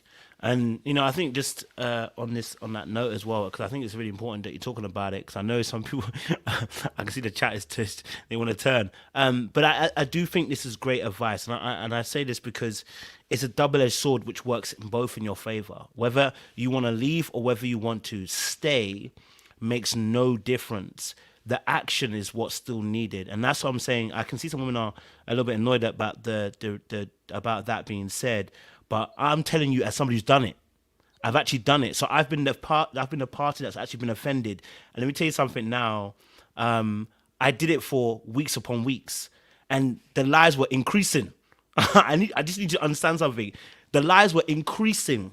When I was dealing with the person was increasing the lies. They were increasing the truth. More and more was coming. So they would tell me it's one thing, but then it's like, okay, now I've got to tell you it's even more, even more. And by the time I realized I got to the end of it, the reason why the person didn't want to say the truth at the very beginning is because they were fearful of my rebuttal or my rebuke in that moment, right? Now, of course, I'm hurt. Don't get twisted. I was cheated on. Please don't get it twisted. I got cheated on. I was dragged through the mud for a whole year. Person lied to my face, deceived me, did all sorts. Made me like an idiot. My friends are there. Some people know, some people don't know. I'm the last person to know, right? And I believe I had every right to go Thor and go Hulk and go Avengers on her, right? But number one, the thing was, at the time when I was dealing with this, I was really in a place of God where I was like really trying to understand something. I was really trying to fully deep what God was saying about how he behaves with us. And so what God was asking me to do, to a lot of us, even myself at the time when I look at it, I'm like, it was superhuman in a sense, because that's not our normal human reaction, right? Someone does you wrong in that way and they hurt your heart and they break it that way and they take you through the mud and they tear it up and then take your heart and then step on it. Like, your natural reaction isn't to do what the Bible says, which is to love your enemy. The natural reaction isn't to do that, right? But in that moment when it happened to me, what God was talking to me about, even through my friend, was give her that safe space. I use the word safe space. You can change the word if you want to choose it. Maybe not safe space. Let's say someone else then. Give her counsel. Okay, you don't like counsel? All right. Show her love. Use the word vulnerability. You know what I mean? Vulnerability. You know what I'm saying? Create an environment in a way that when now she comes to you, okay, you are playing the role that I would play with you. Because I was like, wait, when he said it to me, he said, you be thinking that you slick. I know you got hurt, but you be thinking you slick because you a cheater too. You cheat on me when I'm doing it. I was like, whoa. So when I saw that, I said, okay, cool. I'm gonna try my best and not get so angst about the situation in terms of what this person's done. I'm hurt. Don't get it twisted. I'm angry, but this is not the time just right now to be able to express all those feelings and thoughts, because all that will come out is the pain. And it won't come out in the right way. So I sat down with the person. We'd have conversations for an hour. Person would tell me this. All right, another hour, this. And don't get it's not that I wasn't getting frustrated. I was, because there was more to the story that was coming out. But what I started to realize is the person was able to keep telling me more and more stuff, because my response was, wow, I mean, that's a lot. I know you went through that. Look, let's try and work through that. In my head, I know where I'm going. But I wanted to create that environment which is no judgment, so that you can also be free. Because part of what God was orchestrating for me, maybe there's something that's even more spiritual than even more psychological, but anybody who's not Christian can still take this advice. In that moment, it was spiritual for me, because what God was also asking me to do is that release yourself from this situation by allowing me to enter in it and follow how I would do. Now, that's not my normal MO. My normal MO is to tell you, you can go and do one. And do you know what? Everyone else can suffer. And I'm probably going to do the same to you and fight you and do the same way you did to me. But it was like, that's not how I want you to go. And so create that safe space over weeks of this happening. And at the end, when it got to a certain point, I was even willing to forgive. In fact, I did forgive to a certain degree. It got to a certain point. That's the word, positive regard. Thank you very much, CM. This is a psychological term, positive regard. And at that point, I said, do you know what? I wasn't even willing to forgive. But then it got to a point I said, I actually can't do this. But what I realized is, because I didn't act in the anger that I had, the wrath that I had in that moment, the frustration I had in that moment, I was freed. I was good. I was freed. Even though in that moment I had to hold a lot of what I was feeling in, I was freed at the very, very end. And so I think just before, I know a lot of people might feel a bit angry hearing, why have I got to create a safe space for you when you hurt me? I'm like, you don't realize it's a double-edged sword. It works in your favor. It works both in your favor. Because if I'm really wicked and I'm moving mad, you now know I've moved mad all the way. Yes. You now know everything. So you can say, at the end of it, I'm done. If also you want to get back with me, you now know my truth. I said, you can walk away from the situation. I'm saying you want to know all the information so you can have an informed decision, so you know whether to never go back to that person and not keep going back and forth, or you feel like it's repairable, but they're hearing safe space as, well, I'm giving him something else. No, you're giving you something, because at the end of the day, you're getting knowledge that will empower you to know whether to stay or leave. There was a question that I want to address where it said, let's talk about the safe space that you, do I think that I provided a safe space for my ex-wife? Absolutely not. I had a video that went viral where I said the number one need for a woman to feel is to feel safe. A few months ago, it got like 1.5 million views, and people reshared it, and people was doing reaction reels to it, or remixes to it. And I didn't want to stay in the space of, oh, this guy done cracked the code and said this thing that's touched the hearts and minds of women all across the world. I came with a follow-up video and said the reason why I know this, that's the number one need, is because I didn't provide that for my ex-wife. And that's that. And so, no, to answer your question, no, I did not create a safe space for my ex-wife. And that's why I believe that the marriage did become that which it became, because as a leader, I'm supposed to take the lead in creating those safe spaces. I'll say this. I'll give y'all another weapon. Here's something that happened. I remember my ex-wife wasn't a very sexual person to begin with. She just wasn't. She admitted, I'm not a very sexual person. I don't do this. So one day she brought this feather home, and she was like, hey, she wanted to introduce that in the bedroom, and she wanted me to rub her body with the feather. Well, in my own selfishness, I had already built up this resentment towards her because of the lack of sex and the lack of this, and the way that I felt like she was controlling our sex life. And we would literally have sex like once every 14 days. And I was like, see, this is crazy. So then when she brought the feather home, I was like, oh, here's another obstacle. I looked at it as an obstacle instead of a key. So hindsight being 2020, this is what I learned. Because God, I go back and I started unpacking my choices in the marriage and how selfish I was. She brought a feather home and said, here, let's make love. And here's the feather. I want you to rub it on my body. Here, in my selfishness, I said, here's another obstacle. I'm going to rub this feather. I don't know what this is going to do for her. This is just a waste of time. Instead of using it as the key to getting what I needed from her and to fulfill her needs, God began to reveal to me. And he brought this to me like over the last couple of months, because I went and started unpacking that. And God said, this is what you missed in that example, Lateris. She wanted to be touched softly. She wanted the intimacy of the sexual experience. She wanted something soft. She wanted sex to feel safe and be vulnerable in it, where it was delicate, to where I wasn't like, we just gonna jump into it and get it done. It's like any obstacle, I would do foreplay and all that before I got married with other women. With her, it was like, I didn't want it felt like another obstacle. It was real strange the way I operated back then.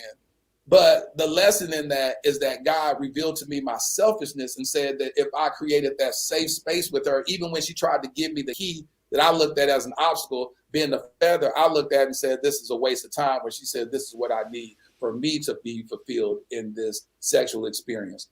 And that's something that God just showed me this year. And I've been divorced for 7 years. So a lot of stuff that we look at when we say hindsight is 2020, I wish I got that understanding back then. But then I'm smart enough and wise enough and transparent enough to say, and this is where I got it wrong. So that in the future, when that's introduced, or my future wife says, hey, I want this, or can we bring this, that I'm not looking at it from a selfish standpoint. I go, baby, whatever you need, I'm here with you. What do you need for this experience to be to the best of my ability? Then you have the right to request whatever it is. But that's years of maturity. The little 28-year-old dude didn't know that. So, that's what that is. So hopefully that made sense. Yeah, no, that makes absolute sense. I totally hear that. Would you say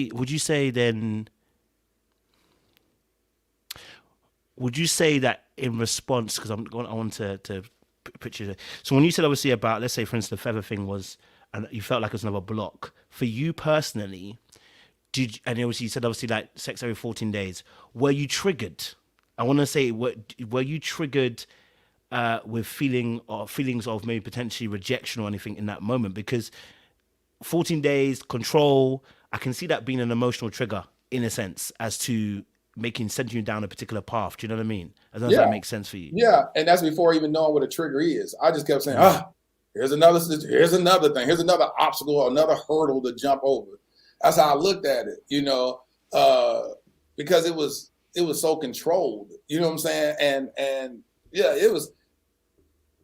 Yeah, I'll just say that was an interesting season. It was an interesting dynamic that was going on,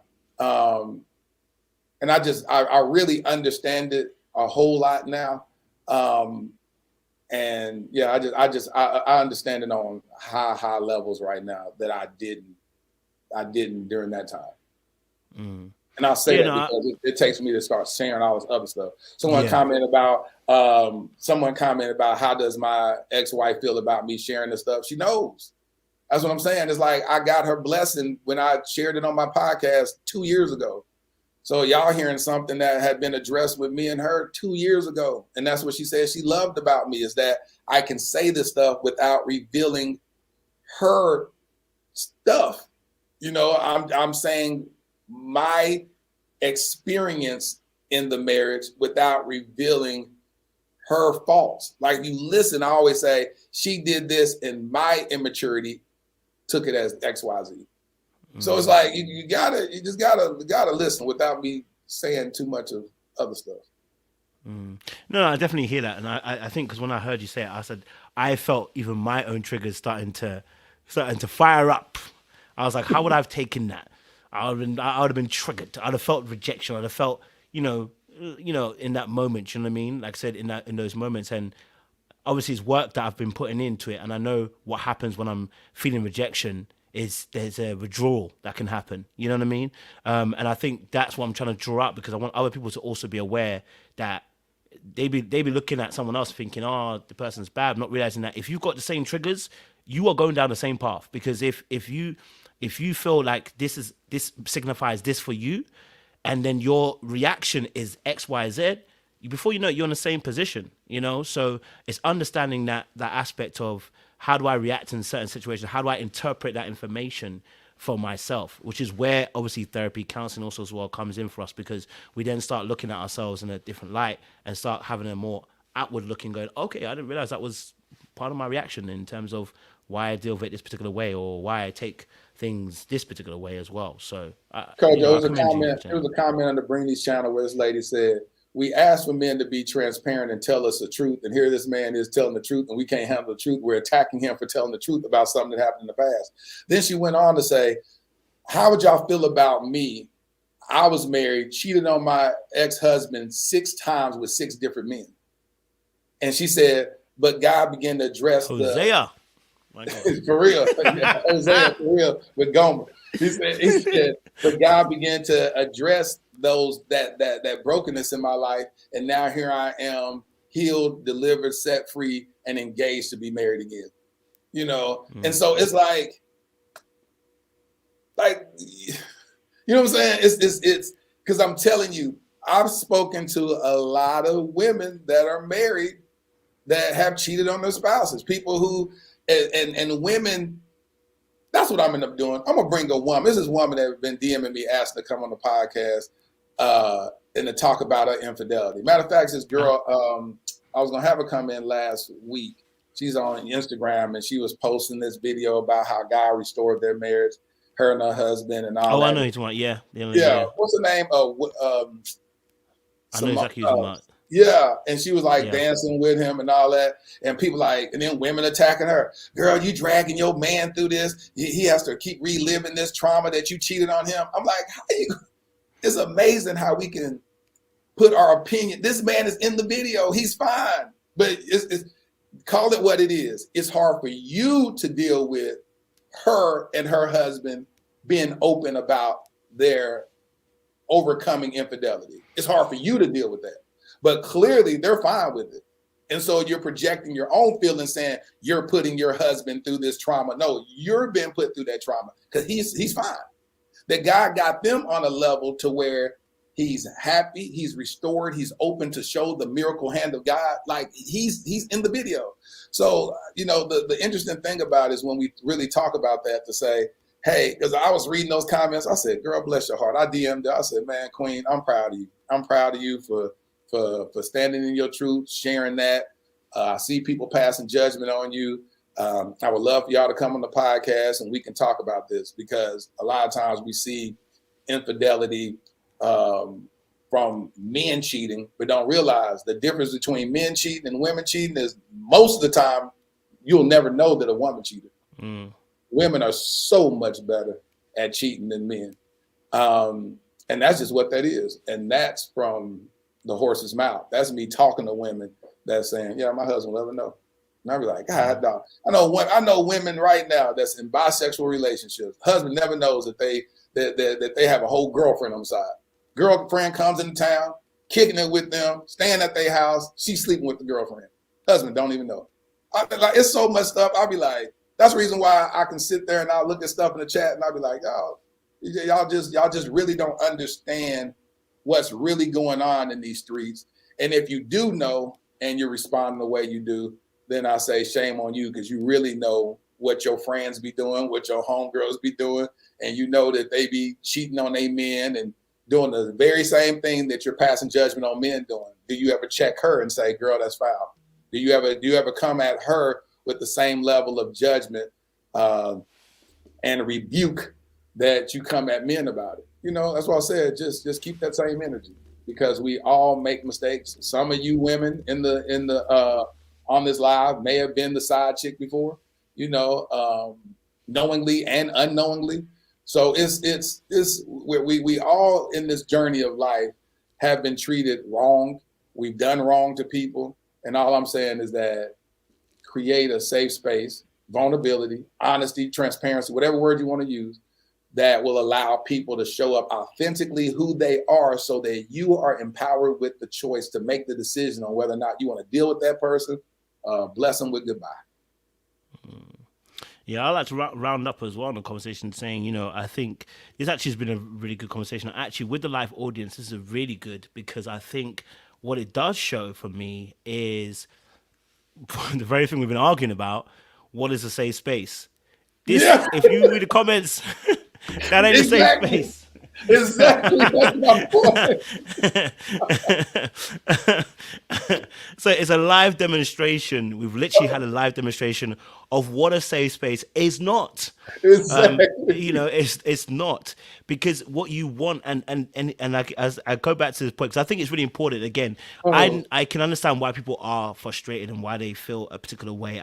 We all have our triggers. So you know what, we're all working on what we're trying to work on. And I think if anybody can take anything away from this, really and truthfully, anybody can take anything away from this, what I want to say is your line of question, is it inquisitive or is it critical? And I think that's the key difference between when sometimes people are asking questions in the safe space. Say that again. That was good. You said if it's whether your line of questioning is inquisitive or whether it's critical, meaning you're looking to seek a judgment at the end of it. I think if you're inquisitive, people can feel your inquisitiveness. They can feel that you're genuinely trying to find out more about them and what they're about. And I think some of those questions, the way it gets worded, can seem like criticalness rather than actually being about being inquisitiveness. So like if you guys, let's say you felt like, okay, Lateris, you said some things. Can you clear this up for us? Like the wording of how you approach that questioning becomes so important to how it's going to be received. And I want to also put this onus on people as well. Like when I say this, because I saw some comments saying about why is it my responsibility as a person who's been hurt to create a safe space? And I'll say to you, it's your responsibility because you want the answers. Do you know what I mean? Like it's your responsibility because you want the answers. Like you may not think it's fair. And I say this, it's almost like when I talk to people about restoring relationships with parents and stuff. I don't think it's fair that you as a kid have to restore the relationship with your parent. I really don't think it's fair. But fair is not what we're looking for here. You're looking for a result. Yes. And unfortunately, the result will require for you as the child almost to become the parent in a situation to now parent the parent. And that sometimes is unfortunate, but it's a responsibility of us as the people to do that, because you're gonna have kids one day. So whatever you don't do now, you'll be end up following to do with your children later on anyway. So I think when I say about safe space, meaning a place that you create with no judgment, I want people to focus on, is your line of is your line of questioning inquisitive, or is it critical? Because if it's critical, guess what's going to happen? You're going to get a critical answer back. You know what I'm saying? Or you might not get one at all.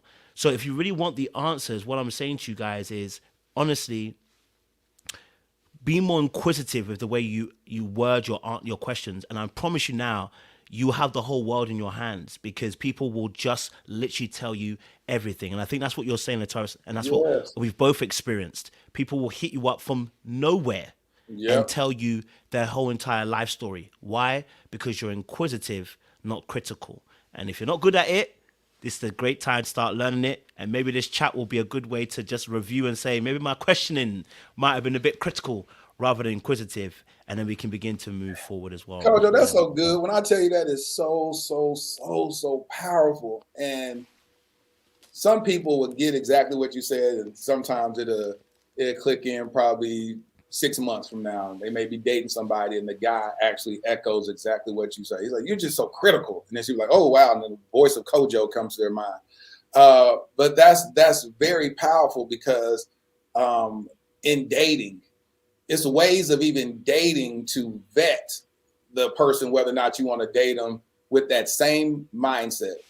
Be inquisitive. So you said you haven't been in a relationship in 10 years.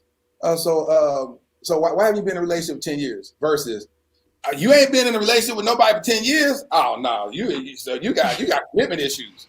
It's like, what? The dude like, well, let me tell you what happened. Like, or he won't even tell you. He's like, all right, bet. But you blocked him off from telling you the reason why it's been 10 years. His ex-girlfriend died. And I was watching this video by who was that? Damon Dash or something. He said that the reason why he's never gotten married is because he was so in love with his mama and his mama died. And it was hard for him to get past that. Then when he fell in love with this other woman that he was going to marry, she died in a plane crash. He said, I just refuse to get close to another woman ever again, because every time I get close to a woman, they die. But if you came to him and you judged him and said, see, you 55 and you ain't never been married, you this, he like now you're judging him instead of just asking the question to get him telling you that story. Then when he tells you that story, you go, wow, I can't imagine what it would be like to lose your mom at this age, and how'd you deal with that, and how'd you blah, blah, blah, blah, blah. And then if this was somebody you were genuinely interested in, and he begins to tell you that and begins to tell you how he lost his other girlfriend 20 years ago or whatever in the plane crash, and she starts saying all that, and you start, man, sounds like you really loved her. So you are able to love, you are able to do this. How long were y'all together? Did you ever think about marrying her? Yeah, I thought about marrying her. Matter of fact, when she was coming, I had it planned when she got back from the trip that I was going to actually propose to her. But then you'll get some really powerful stuff, and then you'll mess around and find out, that he opened up to you in a way he hasn't opened up to nobody. And he begins to want to trust you with his heart, fostering a healthy relationship with you. Or it'll be revealed that he's still not healed from what he went through, and you're just going to be a platonic friend with him and nothing more. But you created this cool relationship fostered out of vulnerability and transparency in a safe space. And so, gosh, you hit the nail on the head, Kojo. That's exactly what it is to be inquisitive versus critical, and that's what it's really about. And a lot of times people can't even understand that even their responses are trauma infused. They just don't know. They're responding and don't even realize that there's two types of responses. I can look at comments, and even on Breeny's page, and I can look at, this woman's been cheated on before. This woman experienced this before. This woman right here has been cheated on, and she got this full healing and understanding behind it. And she words it that way. She like, yes, I've been here before, and one thing I've learned was this. Hey, thank you so much for sharing your story. I learned a lot from it. Even if someone says, even if they don't even agree, I listen to people all the time that I don't even agree with. I listen to people that are atheists. I listen to people who are in other religions, and I still learn something from them. I don't go and criticize them. I can't believe that you are atheist, you idiot. Don't you know it's God? And they be like, well, you sure didn't make it even better for me to believe in a God if you sit up here criticizing me and you saying you believe in God. So I'll be like, man, thank you for sharing that. Understand that a lot of Christians have hurt people and a lot of Christians have done this or whatever. Man, I totally understand it, man. I'll be praying for you, and I love you, bro. Without criticizing nothing they said. They could have bashed and said that my faith or whoever I am is the worst person in the world. But I'm able to look objectively at people and be able to talk to them, talk to the core of who they are without, the Bible says we wrestle not against flesh and blood. So I know how not to wrestle with a person and deal with the spirit of that person. But, that takes a different level of seeing. So yeah, you hit the nail on the head. That was beautiful. What would you say you like for people to take away finally from this conversation and obviously the previous conversation you had with Brittany Lee around this subject? What would you like for people to take away? If there's one thing that you could say that you would like for them to take away, what would it be? People offer vulnerability as a gift, and you have to decide what you do with that gift, and be wise when someone gives you that vulnerability. Because like I said earlier, who wants to get on a platform and be judged? That's not even good for my mental health. If I wasn't at a space to where I understand it comes with the territory. I like, even in this interview, I started giving more information to be judged. I gave a whole story about a feather. Those that are wise in hearing, they go, wow, that made a lot of sense. That gave me another understanding of how he operated in this marriage. I get it now. Or they use it as another opportunity to pounce and judge. See, he didn't even know this. He didn't even do. You like, I'm giving you vulnerability. I'm handing you these precious gems and jewels that use my life to learn from it so that you can apply it to your own relationship. And then you take the relationship that you have and you go, you know what? I'm going to be more vocal with my needs with my significant other, whatever that is, and have a conversation and throw me under the bus. Say, yeah, I was listening to this guy and he was talking about this, and it led him to open up doors. He started cheating or whatever. Do you feel like I'm showing up as my best self in this relationship? Because I don't want to ever, have you struggling mentally and privately when we can address that stuff. Because I was listening to this guy named Lateris and he said this. How do you feel about that? He's like, oh, well, dang, thank you for asking. You never even asked me how I felt about our relationship. Well, I mean, I do kind of feel like you do X, Y, Z. I do kind of feel like I wish you would do this more. And you go, oh yeah, okay, well, yeah, I'm gonna work on that. And then you use me as a scapegoat to introduce a conversation that you may be afraid of having. All I really want from this conversation, like I said at the very beginning, is for healing to take place. For people to be able to look in the mirror like I had to do years ago and say, I don't like this version of myself. I don't like the type of relationships that I'm manifesting in my life. So let me do the hard work and change so that I can have healthier interactions with people who I get into commitment with on whatever level that is. I love that. I think my final sentiments would be to just a line on you spoke on, which is I just pray that people can use this as a mode or vehicle of conversation, to open up certain conversations with their partners or with friends or family, and just use this as a starting block, whether you agree or disagree today, whether you like or you dislike, at least this can be a conversational starter. You know what I mean? I think, these kind of conversations are very much needed, especially with men. We even had that moment where we were sharing about our fathers, you know what I mean?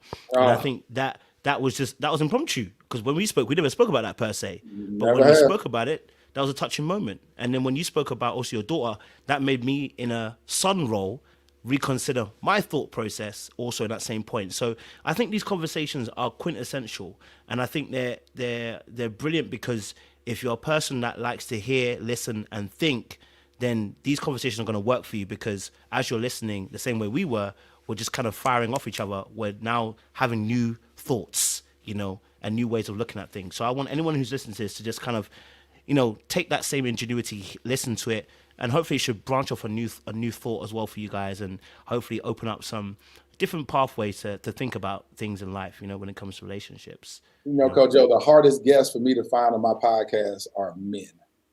It's the hardest thing. I tell you, it's so hard for me to get men. But I understand that. Like I overstand, because at the end of the day, people know and men know if I come on this thing, Terrence is going to start asking me questions and I'm going to have to reveal some stuff, you know, and they just don't want to do that because of how they feel that they will be judged. Yeah. And so I wish I could be a healthy example to say, no, guess what? I went on this place and I shared some stuff and it was a pleasant experience. I can't tell them that. They be like, no, I saw what they did to you, bro. No, and you've always been transparent. So if they're going to attack you, like, I'm never going to do that, because this video exists longer than the time it took to record it. It will stay here forever. And a lot of men, we struggle with honesty, we struggle with transparency, and we definitely struggle with vulnerability. So the reason why you don't see a lot of men show up in spaces like this is because of how they're treated in spaces like this. That's just facts. So when you say, we wish we could hear more from men, we wish we can, I'm sorry, it's just not going to happen, because a lot of times men are going to put themselves in front of a firing squad. They're just not going to do it. I'm stupid enough to do it. Kojo's stupid enough to do it. Yep. To sit right in front of a firing squad and be like, all right, here it is, shoot me. I'm going to say some stuff. I already know it's going to bother you. I already know. But I'm going to go ahead and say it because I got to be authentic to the calling that God has on my life. But go ahead and shoot me. Go and crucify me.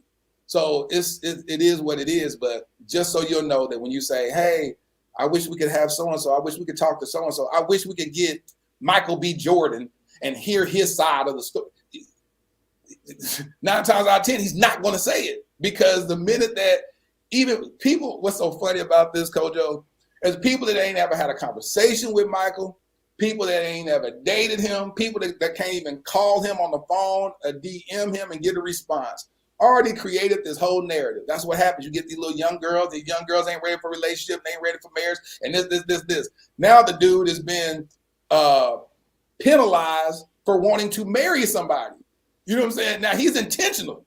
Now he's looked at as being bad because he was intentional. He wasn't just trying to sleep with the girl. He said, I want to marry her. See, that's the problem. You want to marry this young girl. You want to marry, like, that's why I say you can't win. Why'd you choose out of all these women? Why you choose her? But at first they're like, oh, beautiful couple. Oh, they're so amazing. Oh, they're so great. See, well, that's the problem. So it's like, so these guys are literally not going to share stuff because there's nothing you can say right in order to get the response that appeases everybody. That's the reason why I say it has never been my goal to win people on my side. My goal has always been to authentically show up in the way the Lord wants me to show up so his work can be done. Because I know for a fact that it's some people that have been touched by even the interview I did with Brini, and definitely this interview. They're going to be touched and be like, I understand it now. I understand it now. And they're going to be on a different level. They're going to show up on a higher level in their dating relationships than they would have never showed up, because they're going to say, I'm going to take this. Now I'm going to learn how to truly date men. Because you can't date men. When Steve Harvey had his best-selling book that says, act like a lady, think like a man. Think like a man. Act like a lady. Think like a man. The problem is you're acting like a man, thinking like a lady. Oh, Lord, I ain't going to go in the whole little masculinity struggle. But here's a man being vulnerable, or men being vulnerable, but you're not thinking like a man to say, how would I want to be received if I was a man sharing this story? Not saying being manipulative, but you can learn something from Delilah, creating a safe space for him to lay his head. And once you have that safe space with a man, 9 times out of 10, he will not cheat, because he knows he's found something that is very, very rare. 9 times out of 10, not saying he's not going to cheat. I said 9 times out of 10, he won't cheat, because he says, oh, I found something, because he's showing up in a way that he's never showed up before. And he's inheriting something from someone, and he knows that's rare. You know it's rare. Like, I can look through comments and realize how rare it is to see a woman that responds from a very pleasant space, hearing something that is quote unquote triggering. You can just look and you'll read some woman that has this whole mindset behind it. Yeah, I'm gonna find this post, but I want you to you can say whatever. Cool. I'm trying to find this. You know what? Maybe we can do a part 2 of this. No, maybe we will do a part 2. You know, I think there's some important things to discuss there. I think I think a good. I've used Delilah before as a good example actually of safe space, because clearly she was doing something right because the brother was resting his head. But you know, I think it would be good to have. I think it'd be good to have a part 2. I think also be good if we. You know what? I think you're right. We haven't got a safe space for men. I think we should create them. I personally think we should be. And that's what I think now we've linked. I think we should rope other men into this as well. You know what I mean? Yes. And rope them into this, because I think what we're saying here for men specifically, I think, is we don't have necessarily role models or people we can look up to who are doing. We're almost becoming apostles in the game of transparency and vulnerability, because you're the first person to plant the flag. And that can be very difficult sometimes when you're planting the flag, you know, and having to do that work. So, you know what? I would say that, you know what, for us as men, we should, maybe this could be a great time. We've linked up. This may be a next step. Next step for us could be to creating that safe space for other men to have these kind of conversations as well. You know, I like to have men's panels. Sometimes get men's for, and sure, we'll get fired. We'll get a fire squad in, but I think eventually, you know, people will have to get used to the fact that we, you know, we're holding certain views, and as long as we're doing it in a respectful manner, I think that's a key thing as well. So, yeah, I look forward to think about this: the men that have this quote unquote safe space is created in this manosphere in toxic masculinity, where now they're degrading women. Toxic. And so they're degrading women for the very reason that, you see the cycle. It's like now they have taken their quote unquote power, and now they weaponizing their ability to choose, and they are running women through the ringer. So then you have these two extremes. You have these guys that have this manosphere where women ain't really nothing. And then you have me that admire women and say, these are mistakes that I made in my past, and this is what it is. And then those same men come to me and be like, see, told you, you over here trying to speak to these women, this. They don't care about you. Yeah. Yeah. So they jump on my thing and say, and see, you keep on trying to talk to these crazy women, they this and they that. You know, and so I'm like saying it's a vicious cycle. I want to read this real quick. This lady said, I love and appreciate, this is on Breeny's, they posted this a day ago. After you did the reaction video, it made me go back and start looking at some of the comments, because I just kind of stayed off the page. She says, I love and appreciate the honesty, transparency, as well as taking and accepting accountability for his actions and not blaming his wife for his actions. He did the right thing by setting his wife free and not continue to hurt and break his wife any further in order to work on himself and heal himself. I hated that people are being so hypocritical as to shame this man for being open in order to help people. I see his freedom from shame and embarrassment as a man who felt that he had to hide himself from his wife and God. His way out of his sin was to confess and repent his sins. I see with my spiritual eyes that he was allowed to become the guys that he used to despise for cheating on their wives. Experienced every level of spiritual attacks as a cheater, as far as the power of how the enemy exploited his darkest thoughts when he was masturbating in order to manifest the physical person he used to get off to, steal, kill, and destroy his covenant with his wife and God, and to hurt God and turn his wife to try to turn his wife away from God. The enemy was like, why imagine her when you can experience her in the flesh? God showed him a way out the first time, but then he proceeded to indulge. He allowed the enemy to tempt him while in the midst of praying in his spiritual wilderness in moments of weakness. I do believe that he should have been honest with his wife about his moments in the wilderness, masturbating, instead of internalizing her response to finding his lube. That was his opportunity to come clean about his feelings after asking her how it made her feel. When married, when you leave things to just be, you give the enemy in your marriage to move, manipulate, and spiritually attack you, your marriage, and your relationship with God, especially as the head of your household. The enemy always tempts the temple, the mind of the head of the household, before he goes to the foundation, the wife, marriage, your relationship, and your covenant with God. The enemy tempted him to isolate himself from his wife and his sinful thoughts in order to tempt and break him down even further into his sins. That's how it really happened. The people judging this man aren't seeing the truth with their spiritual eyes, but reacting with their flesh and trigger thoughts. It's not our job to play judge and jury when this man has already withstood his trial. He's sharing his testimony after being tempted, tested, and put on trial by looking at the flaws in the man he saw in the mirror. He also accepted accountability as well as acknowledging his mistakes along his journey to becoming the husband that he now wants to be today. Don't miss the message, focusing on the mistakes. I literally read that this morning at about 3 o'clock in the morning, and tears streamed down my face. A total stranger commented in such a way, she didn't pacify my actions. She said, this is what he did, this is what he should have did, this blah, blah, blah, blah, blah, blah, blah. I see the full picture. And it resonated with me on levels that no other comment has ever resonated, because she saw. And when I say it touched me, I said, and my response to her was, wow, CFAD music. I'm holding back tears after reading your comment. You totally get it. Thank you, Queen. I hadn't looked at these comments in a while, and I know God needed me to see yours. Thank you for seeing in the spirit. Thank you for seeing me in the spirit. That's it, Kojo. That's all I have. And I think on that note, I think that's a perfect note to end there. Why not? You know what I mean? Like I said, I look forward to more of our conversations. I want to be able to have more of these kind of conversations. You know, I think this has been beneficial. I think at the beginning, I think we'll get a lot more, a lot more resistance. For men to come on and share. Yeah, but I think you know what. Like you said, we're the stupid ones. So we're willing to take a bit more of the brunt first. Open up that door. You know, like a SWAT team goes in there. We'll be the first ones to get in there, shoot a couple baddies down, and leave it. You know, and then bring some other guys in as well. Because I think, bro, again, like I said, I appreciate you sharing your thoughts, and it's good to have another man in the space who also is, you know, brave enough to share what they've been through. Like I said, and share their darkness and their redemption. You know what I mean? So honestly, I appreciate Cap. We're gonna have some more conversations. You know what I'm saying? So thank you so much for sharing, sir.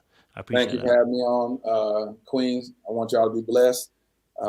Thank y'all for allowing me to share my truth, to share my journey, to share my life, and hopefully you learned something from it. And hopefully I brought about a layer of healing for those that seek healing. That's all I ask. And go and subscribe to the Dear Future Wifey podcast. Make sure you do that so you can really see. Almost at 100K. I'm trying to see. I think, did I hit it? Did we hit it? Are we on 100K? I was at 120. I was needing about 125 when I woke up, or one something to hit it. But we're gonna go see this and see if I hit it yet. I dropped a new episode today.